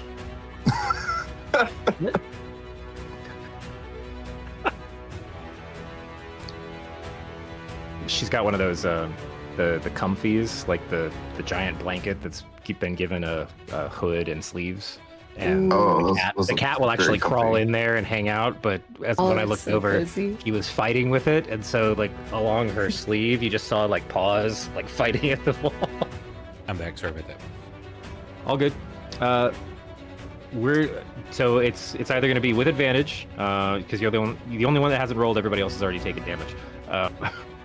Athletics or acrobatics, or what else would Lucky be doing to give himself the best chance of getting through this very precisely timed window of opportunity through a very active factory floor? Trying to be creative here. But using investigation to kind of watch the mechanisms and how they're moving and count off like a timing. Okay. It's a balancing act with staying fast because everybody's got to follow within a very short window of Gumbo to know which way to go because she kind of scanned it out.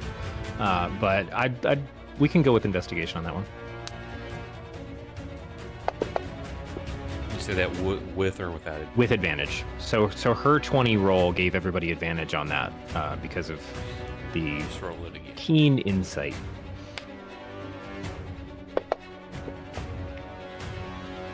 Okay, yeah, you wanted that advantage. You do not take any of the fire or slashing damage that some of your other party members ran into. You missed the fact that Blaskin suffered due to his bad roll, which was, in essence, Gumbo had not taken into account how tall he was. Gumbo can only Everybody think else in is deep short. height. I'm sorry. Everybody here is small. All our friends except for you are short. Okay, so you get through without damage either, which brings you guys to the other end of the room. You are able to get through the main floor access doors there. Last leg of this, you're coming up on where the portal has been in Lily's radar this whole time. You make a couple turns through this kind of quiet hallway. The sounds of all of the fabrication behind you are starting to fade away, but you do hear a lot of like pings and tings and ratchets starting to come from the hallway ahead of you. As you approach this set of doors, you're able to peek through one of those kind of observation windows in the door itself to see you've made it to the room that is focused on doing the final assembly of these trigger mechanisms that Iggy told you about. So far, to the best of your knowledge, you guys have succeeded in not triggering any detection that's going to get back to him. So, 3 of 4 challenges, you guys are still getting your money back when you come back. I fake a heart attack.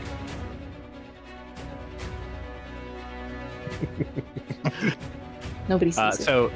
So the challenge of this final room is the fact that you've run out of easy places to hide. It's an open space. It's probably a 30-foot ceiling, and it's a bunch of in this case there's very low conveyor belts that are running like crisscrossing the room almost in like a plaid structure that are bringing one of 2 types of components to a grid of about like 144. It's a 12 by 12 assembly tables where you've got 2 Modrons just rapidly putting together like a pack of 6 of these trigger mechanisms and then nesting them into kind of a cardboard foam type receptacle so that they don't get jostled.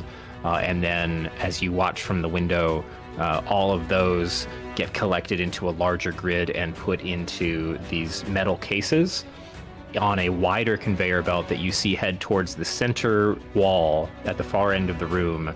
There is just it's a square portal with 2 kind of observation stands on either side with more of you recognize them, Gumbo, as the observer from the previous room. It's the same shape.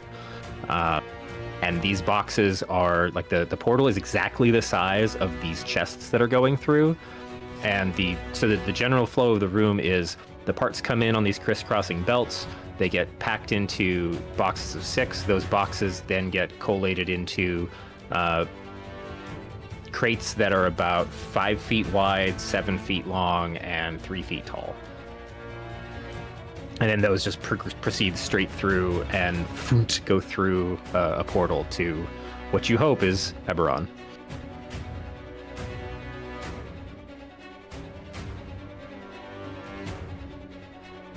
Okay. How big do you say the boxes were? 5 feet wide, 7 feet long, and 3 feet tall. Okay.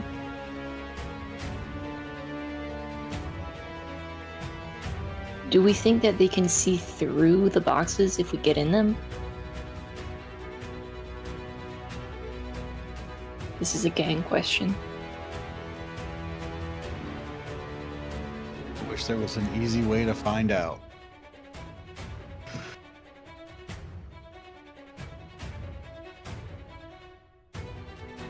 What would be an easy way to find out?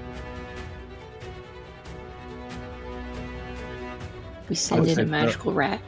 Throw in something in one of the boxes, I guess. Put something that shouldn't be there in one of the boxes? Yeah.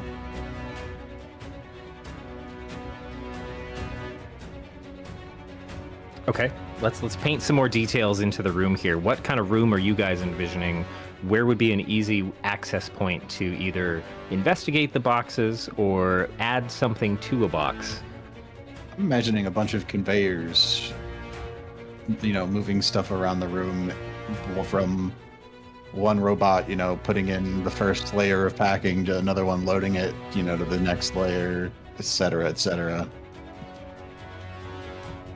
Okay. We accidentally Conveyor get into belt ones going to the robos. incinerator Like, instead. Conveyor assembly. So there is a route on its own of empty crates coming in. So there's about a 30-foot span at the head of the room before anything's been loaded up, where the empty receptacles are first moving into the space before they shift onto that center lane that just runs through all of the operations and heads through the portal. Hey, Fuzga, thank you for the raid. Appreciate that. Oh my god! 35? Well, it was 35. Welcome, everybody. Our party's trying to make their way through a chaotic Modron factory floor through a tiny little portal at the other end of the conveyor belt, which is where they want to go. I don't really have anything to put in it unless, you know, you want me to throw some dragon teeth in there.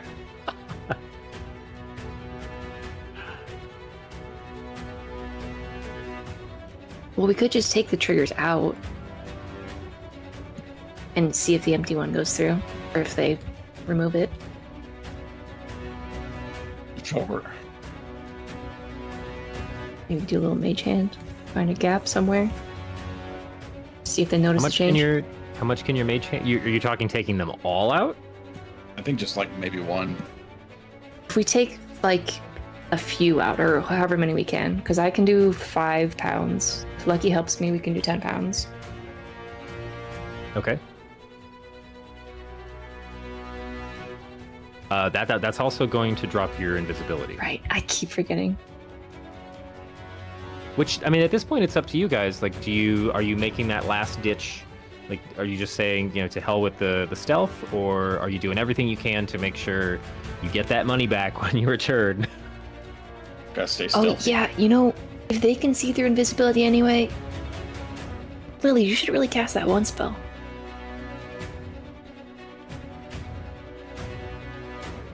Nick's dead. Okay, well, it was nice knowing him. We tried. Pack it up. Let's Try it. walk out.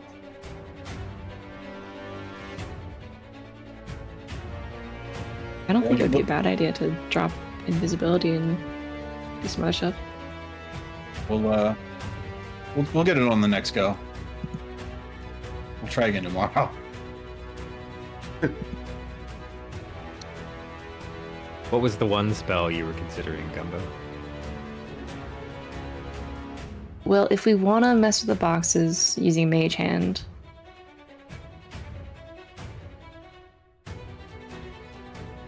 Or We the would one that have you to were drop asking it. Lily to cast? pass that a trace. Oh, okay. I can cast that. Yeah. Holy shit, he She's not lives. dead yet.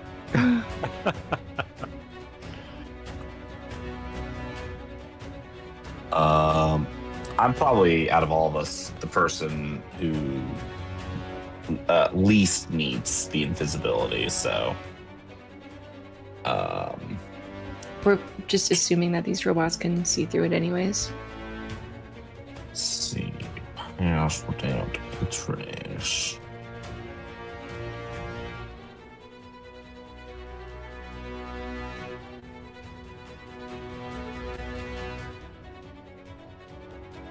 Oh, I don't I have. could, I don't have could an just effective.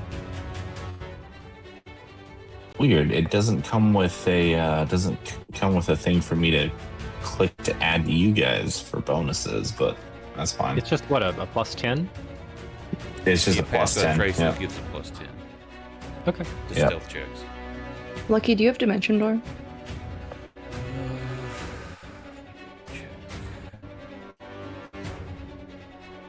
Get that portal you mentioned too. Yeah, that's the arcane gate. That's my 6th level. All right, Lily Yes, pops I have back into Dimension existence. I'm thinking maybe we can just Dimension Door straight into the boxes, like past most of the robots. We would maybe check them. But that leaves one of us out still. What about the oracles?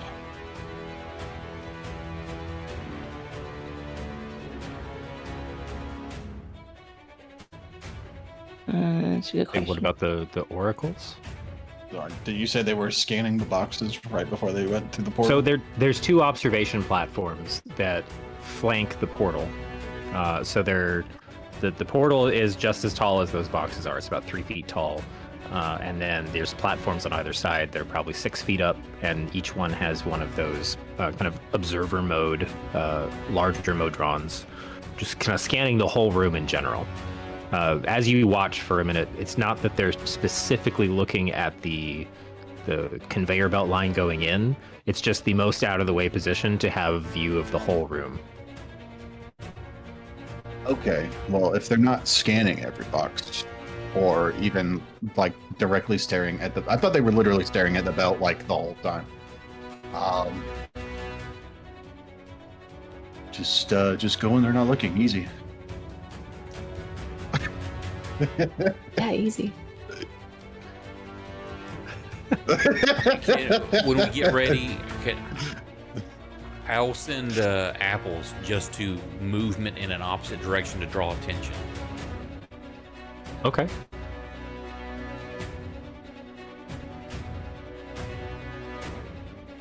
I'm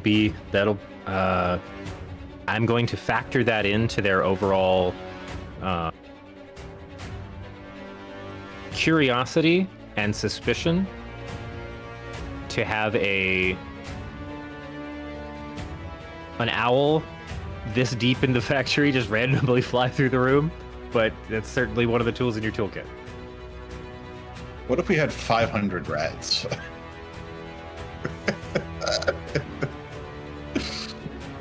It sucks I can't cast spells without breaking visibility. I just animate objects, have a bunch of boxes start running off all over the place. That's even better. Sir, the cargo rebelled.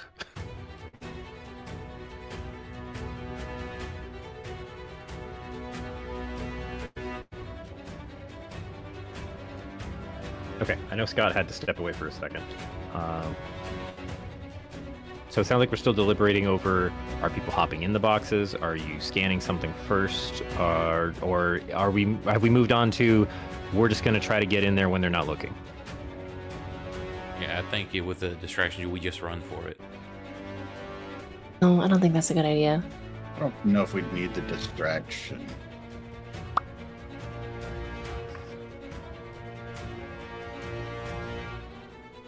I think let's try to mess with one of the boxes and see if they notice, first of all.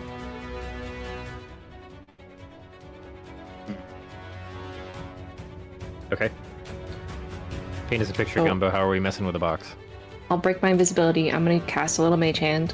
I'd say, like, one thing is loading in parts, and, like, a couple feet down the line, I'm taking out some parts. Secretly. Deviously. Okay, where do those end up? On the floor. On the floor. Okay. So you pull Actually, a couple. no, in probably in the box behind it. Or in front of it. Okay. One is overfilled, one is underfilled. Got it.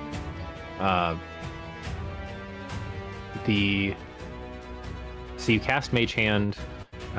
What's the range on Mage Hand?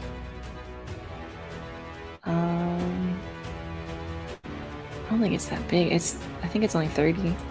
Yeah. 30 feet. Okay. You're looking at about 150 feet from where you guys are to the portal. Ooh, okay.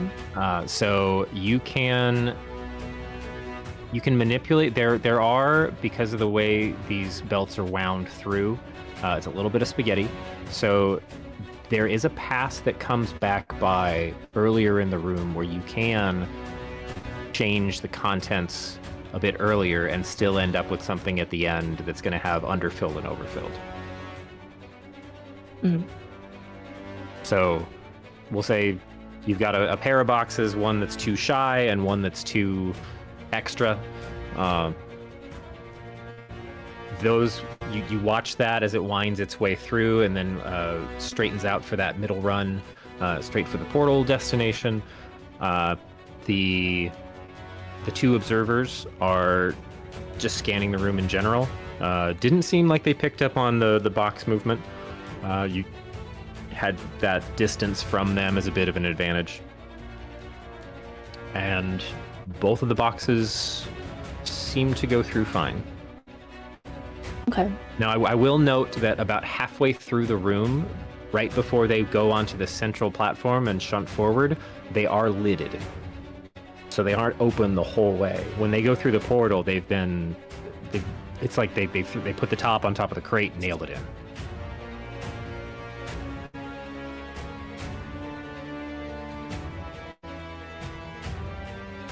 But whatever feedback you were looking for, your test returned positive or optimistic. Okay.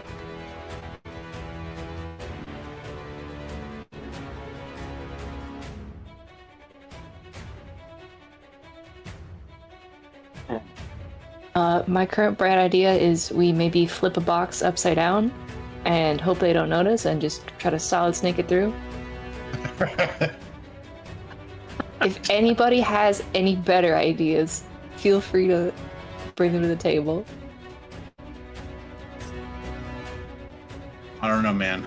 500 What were rat. you doing with your mage hand again? She Trying to moved do some what? of the cargo out of one and into another one. So you just watched two crates pass through. Like, I guess the feedback is nothing's weighing them to say, oh, this was more empty than it should have been, or doing some kind of X-ray scan, as far as you can tell. So is the plan we're gonna just ride the conveyor to the other side of the room No, we're gonna get in a box. and ride it to the other side of the room? Yeah, and then get shot through the portal.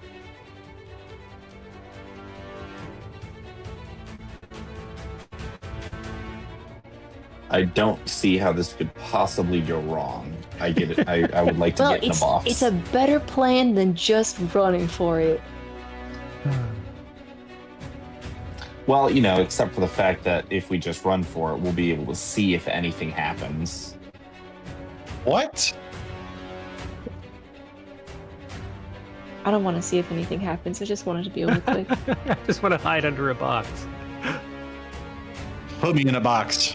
Okay, so I'm hearing you guys have identified a spot where you're going to identify. It's probably going to take 2 boxes to fit everybody.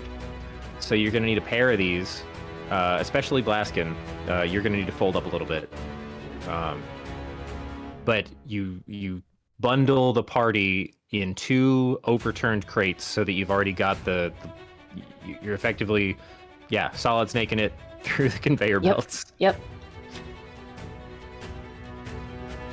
So is that what we're going with? Yes. Speak now or forever Sounds hold like your it. peace. That's what I got. Works for me. Okay. All right, I love it. You guys all, because I think you're still. No, you're not. You're not invisible anymore, Gumbo. But everybody else still has that. And Lily is sorry, also not Lily is invisible. also visible because she cast Pass Without a Trace. So thankfully, this far at the other end of the room, you guys. Everybody, give me a stealth check. We'll do one final roll here and see if anything goes completely haywire. Oh my god, do before I have tell you how not to a play trace it out. on? Yes, you do. Yep. +10. And this is going to be a group score result.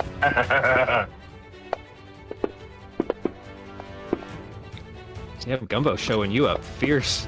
I'll just go fuck myself. I don't know why. Wait. I forgot to add that. I have a 20. I forgot to add my +10. Are we? Bradley, do you have anything that make roll me with just advantage? force roll anything higher than a 2?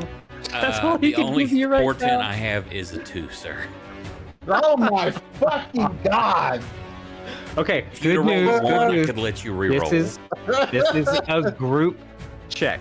So you've got 3 scores over a 30, and then a 20, and then you're 12. So your group is helping. Basically, in this case, Lily and Gumbo sandwich up against you to silence your armor from moving. Listen, at And this you point, I guys- just want to roll over 10. And You guys turn into 3 fucking short people in a trench coat to make sure Flint doesn't deafen the world. I like to imagine that because Gumbo is so small, that I just wrap my cloak around both of them. Yay! But you successfully stealth your way out onto the gangplank that leads over the kind of incoming row of empty crates. And you, working as a group to, thankfully they're not super heavy. They haven't had any of the contents added to them yet. It seems to be some kind of dual layer steel contraption that also is hollow in the walls. So it's fairly easy to flip over without too much effort. And you all bundle under, let's say, Blaskin, you're going to be in with one other person, so it's probably Blaskin and Gumbo, and then Lucky, Flint, and Lily in the other one. And Blaskin and Gumbo are going to be the first box going through. The other 3 are the second one. Everything seems to be working swimmingly. And then you start hearing the sound of these packs of 6 triggers each being stacked on top of your crates. Whereas they would have gone into the crate previously, they start building up. And everything's moving in an automated fashion. So these it's almost like this weird staccato of just as you're moving through, and then you start to hear as like the dominoes begin to fall, and these things which aren't landing in the spot all the Modrons expect them to be are kind of sloughing off these pre-sealed crates. And by the time none of the Modrons alongside this activity are really registering that anything's going wrong. They're still just going through their paces. But you do hear like some alarms going off closer to the portal as the observers. You don't recognize the kind of chittering, the mechanical language being like kind of like Vox feedback coming out of some of these 2 observers, but there's like a very loud kind of clanging as they shuffle down the observational towers, and then you hear this quick whoosh as they blast by the 2 crates. And if you peek out of like any of the or try to peek out like underneath just a little seam out of sheer curiosity, 1 or 2 of you might notice that the observers are throwing some of the Modrons that had been stacking things on top of the crates like off to the far wall and just shattering them before others come in and take their place and continue working. And then a different model quickly kind of flies in from like a side hatch in the room and starts collecting up all of the fallen components right as you guys start to reach the portal threshold. So your crates, there's no floor on them. You've been resting on the conveyor belt itself. But Gumbo, you watch the kind of interesting perspective as the front of the crate that you're riding in kind of disappears and gets replaced by this blue-white activity of the portal threshold. And if you only have that thought for a moment before both you and Blaskin quickly get kind of pulled through into this kind of liminal energy flux, followed by the other 3. And it's... You don't see a floor underneath you, but the arcane nature of the bridge that's been created here from portal to portal holds to the same rules as the entry mechanism. So you're on some kind of theoretical conveyor belt for the moment that you traverse this space. And it's over in a flash, and it also feels like it's a couple minutes of like the worst turbulence you have ever experienced on an airline, with a light show that is kind of nauseating coming up from the floor that isn't there. So you're dealing with this vertigo of like I want to believe that like I feel like I'm about to fall out of this thing into nothingness the entire time this is going on. It's longer than you think. I love the reference. It's just a jaunt. Oh no! I cast sleep on However, myself. too late. No. However, you don't take any physical damage or any psychic damage. It's just a bit of trauma before you come out on the other side. Now, unfortunately, the conveyor belt on the other end of this portal is 2 sets of roller rails with nothing in between them. So as you guys float out on the other end of this thing, everybody starts falling.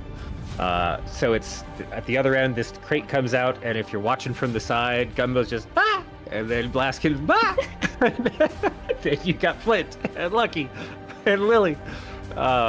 So everybody make me a dex save as you fall about 20 feet down to the floor of the receiving dock on the other end of this pathway. Holy shit! God damn, it Now was a you can- 17 and it rolled to a 3. Oh my But it showed god! 14. Can Flint do anything with that one, or can you do anything with that one, Lucky? If he's within 30 foot of me, I can spend my reaction, let him re-roll it. He would be within 30 feet of you. Yeah, well, fuck him. I'm not doing it. Go ahead and re-roll that.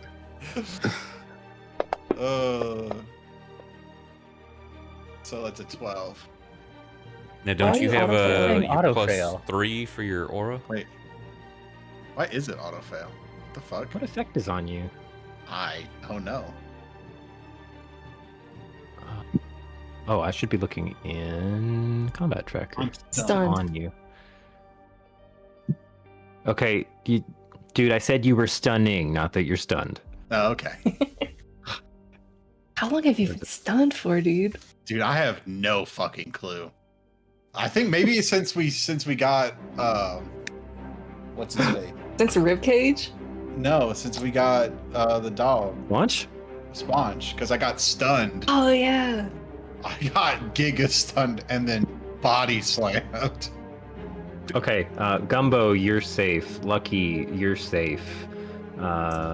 Lily, Blaskin, and Flint. We're safe too, right? Flint, you're 0 for 3 on the saves today, buddy. I think they get a plus. I mean, it won't help Blaskin, but Lily gets a +3 from my aura, right? Is it for any save or for con saves? All saves. For all saves. Oh, Oh, so that means I have a 15. Yeah. okay. Yeah. You're just fine. Blaskin, you still. Flint, what the fuck, man? I'm sorry. Why wasn't your save thing better? Stupid. Why wasn't my roll better? I All right, that's- used the mage hand that I don't have to slap Flint on the back of the head. All right, don't worry. That's just 10 points of falling damage. All right. I am up to 37 damage.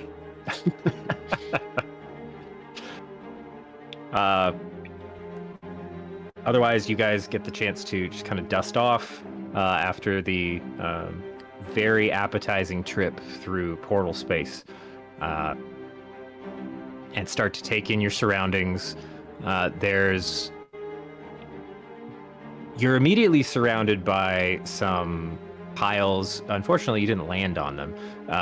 Some piles of like canvas bagging that have just been kind of thrown in the corner here, close to where that entry point is. As you look up the rail that you were coming in on, these crates kind of slide down, a bit of a roller coaster element, down to the same level you're at now, and move through another kind of small window with some noise curtains around it into as one goes through, you see just a little bit of a glimpse of a non-Modron operated kind of collection area. Like you saw off in the distance stacks of some of these crates. You saw 2 or 3 humanoid like shadows, a very brief glimpse that looked like they were moving like hand trucks around.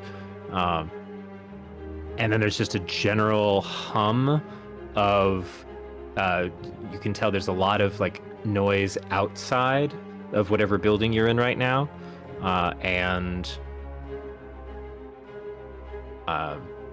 Thankfully, no one immediately in the space of this kind of room that looks like they kind of closeted off the portal exit, and then more of the actual treatment of the content is through that kind of buffer wall that's been set up. So all that's in this room with you is a bunch of canvas they didn't need from a project they probably forgot about a couple years ago, and your sore butts and dizzy selves. One thing I do want, Blaskin, can you make me a con save? Yeah, I think I can manage that. That's a 5. That's good, right? I don't think an 8 is gonna save you.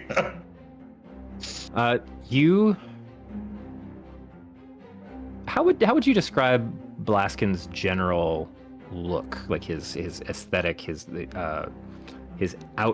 outside details? Is it large paneling? Is it like it's more of an organic wooden element?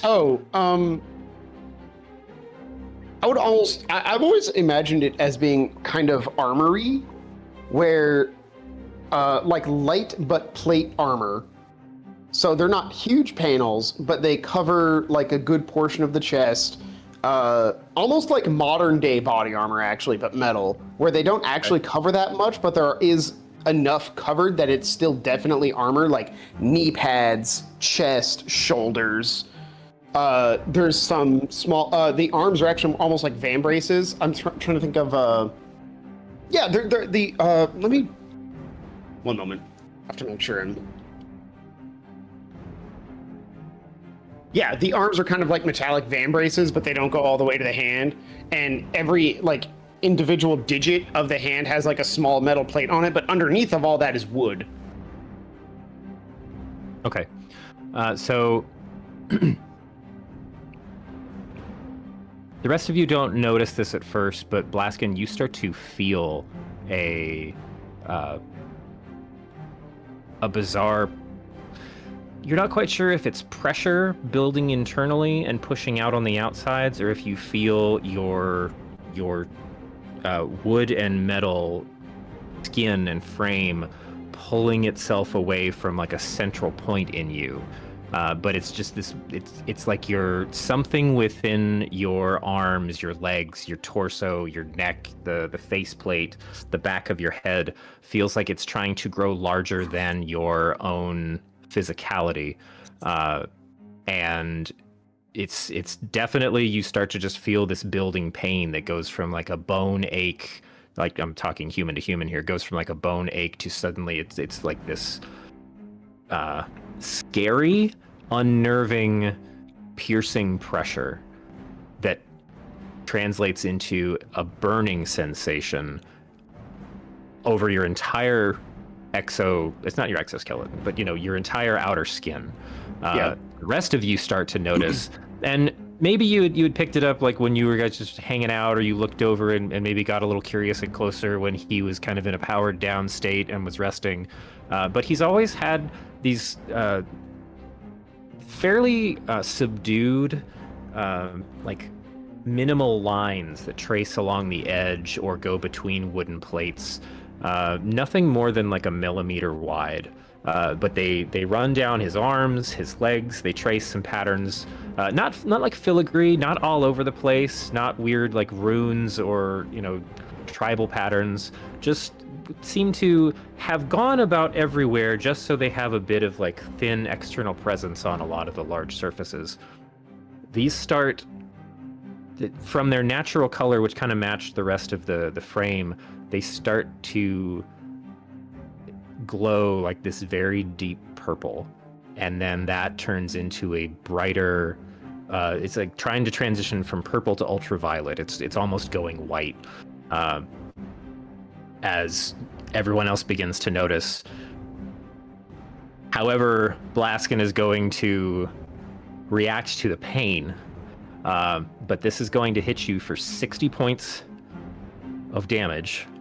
Owie. Okay. And I need everyone else around you to make a con save. I'm sorry, a will save. A wisdom save? Yes, wisdom save.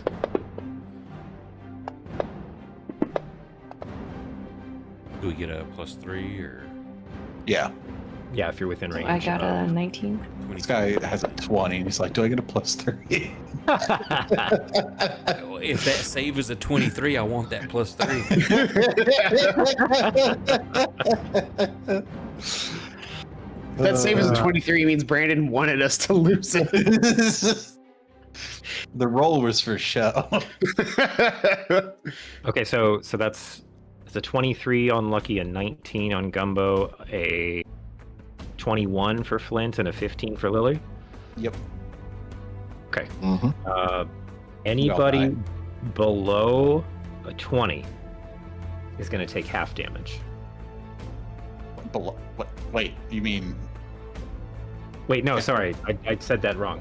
20 was the DC. No, I like that. Then everybody over 20 takes no damage. Everybody over 20 takes full damage, actually. 20 was the DC. So Lucky, you're going to take half damage. Flint, you're going to take half damage. Gumbo and Lily are going to take full, and that's...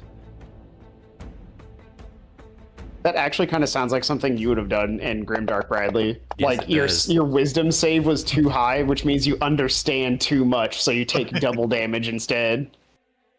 Okay, so that's 28 points of psychic damage Ouch. to Lily and Gumbo, and Flint and Lucky are going to take 14. I like to, as this is happening, I like to think that Blaskin starts like clutching at his throat, like almost like trying to clamp down his hands on the top chest piece, almost looking like he's trying to tear it off to gain some extra space. And as this is happening, his eyes start to flicker red, and he's like, "Survival program."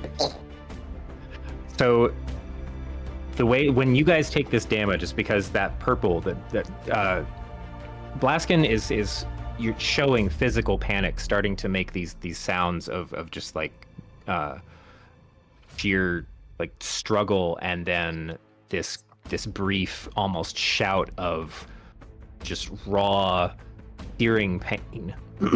Starts reaching for his, like, looking like he's trying to peel some of these things off. It's funny that we put it that way, because that's literally Blaskin grabbing his skin and trying to peel it off. Yes.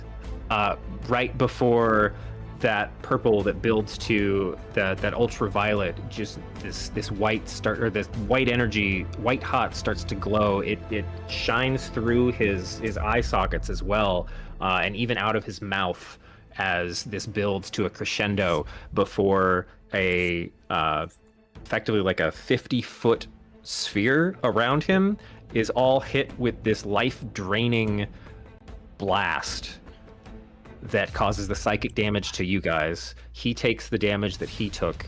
That light fades very quickly. All of those small lines throughout his entire frame go back down to their dark, inert state. His eyes kind of fade down to darkness, and he collapses. You go unconscious. Oh, so I like the imagery of like right before the explosion, everyone hears survival protocols. The eyes flicker out, the red goes away, collapse. And that's where we'll pick up in, you don't exactly know where yet, next week. Oh, good. I'm sorry, everybody, I overloaded. God damn it. I heard a little bit, Blaskin. God damn you, Bernie. Harder than you. Welcome to Ever. I'm like 10 HP from death. You're not dead yet. We'll fix you up, don't worry. Well, thank you for running tonight, sir. Thank you to everyone who hung out with us. Appreciate the raid. That was very nice. Hopefully you enjoyed a little bit of this and come see us next weekend. You can also catch us Tuesdays and Fridays as well, midnight central. We have another campaign we run with different DM. If you'd like to catch replays of this one or our other ones, you can do so on YouTube and Rumble. Likes, follow, shares appreciated. And I will find us someone to raid for everyone over here on Twitch. Everyone else, have a great rest of your weekend and enjoy the closing music. Good night, everybody.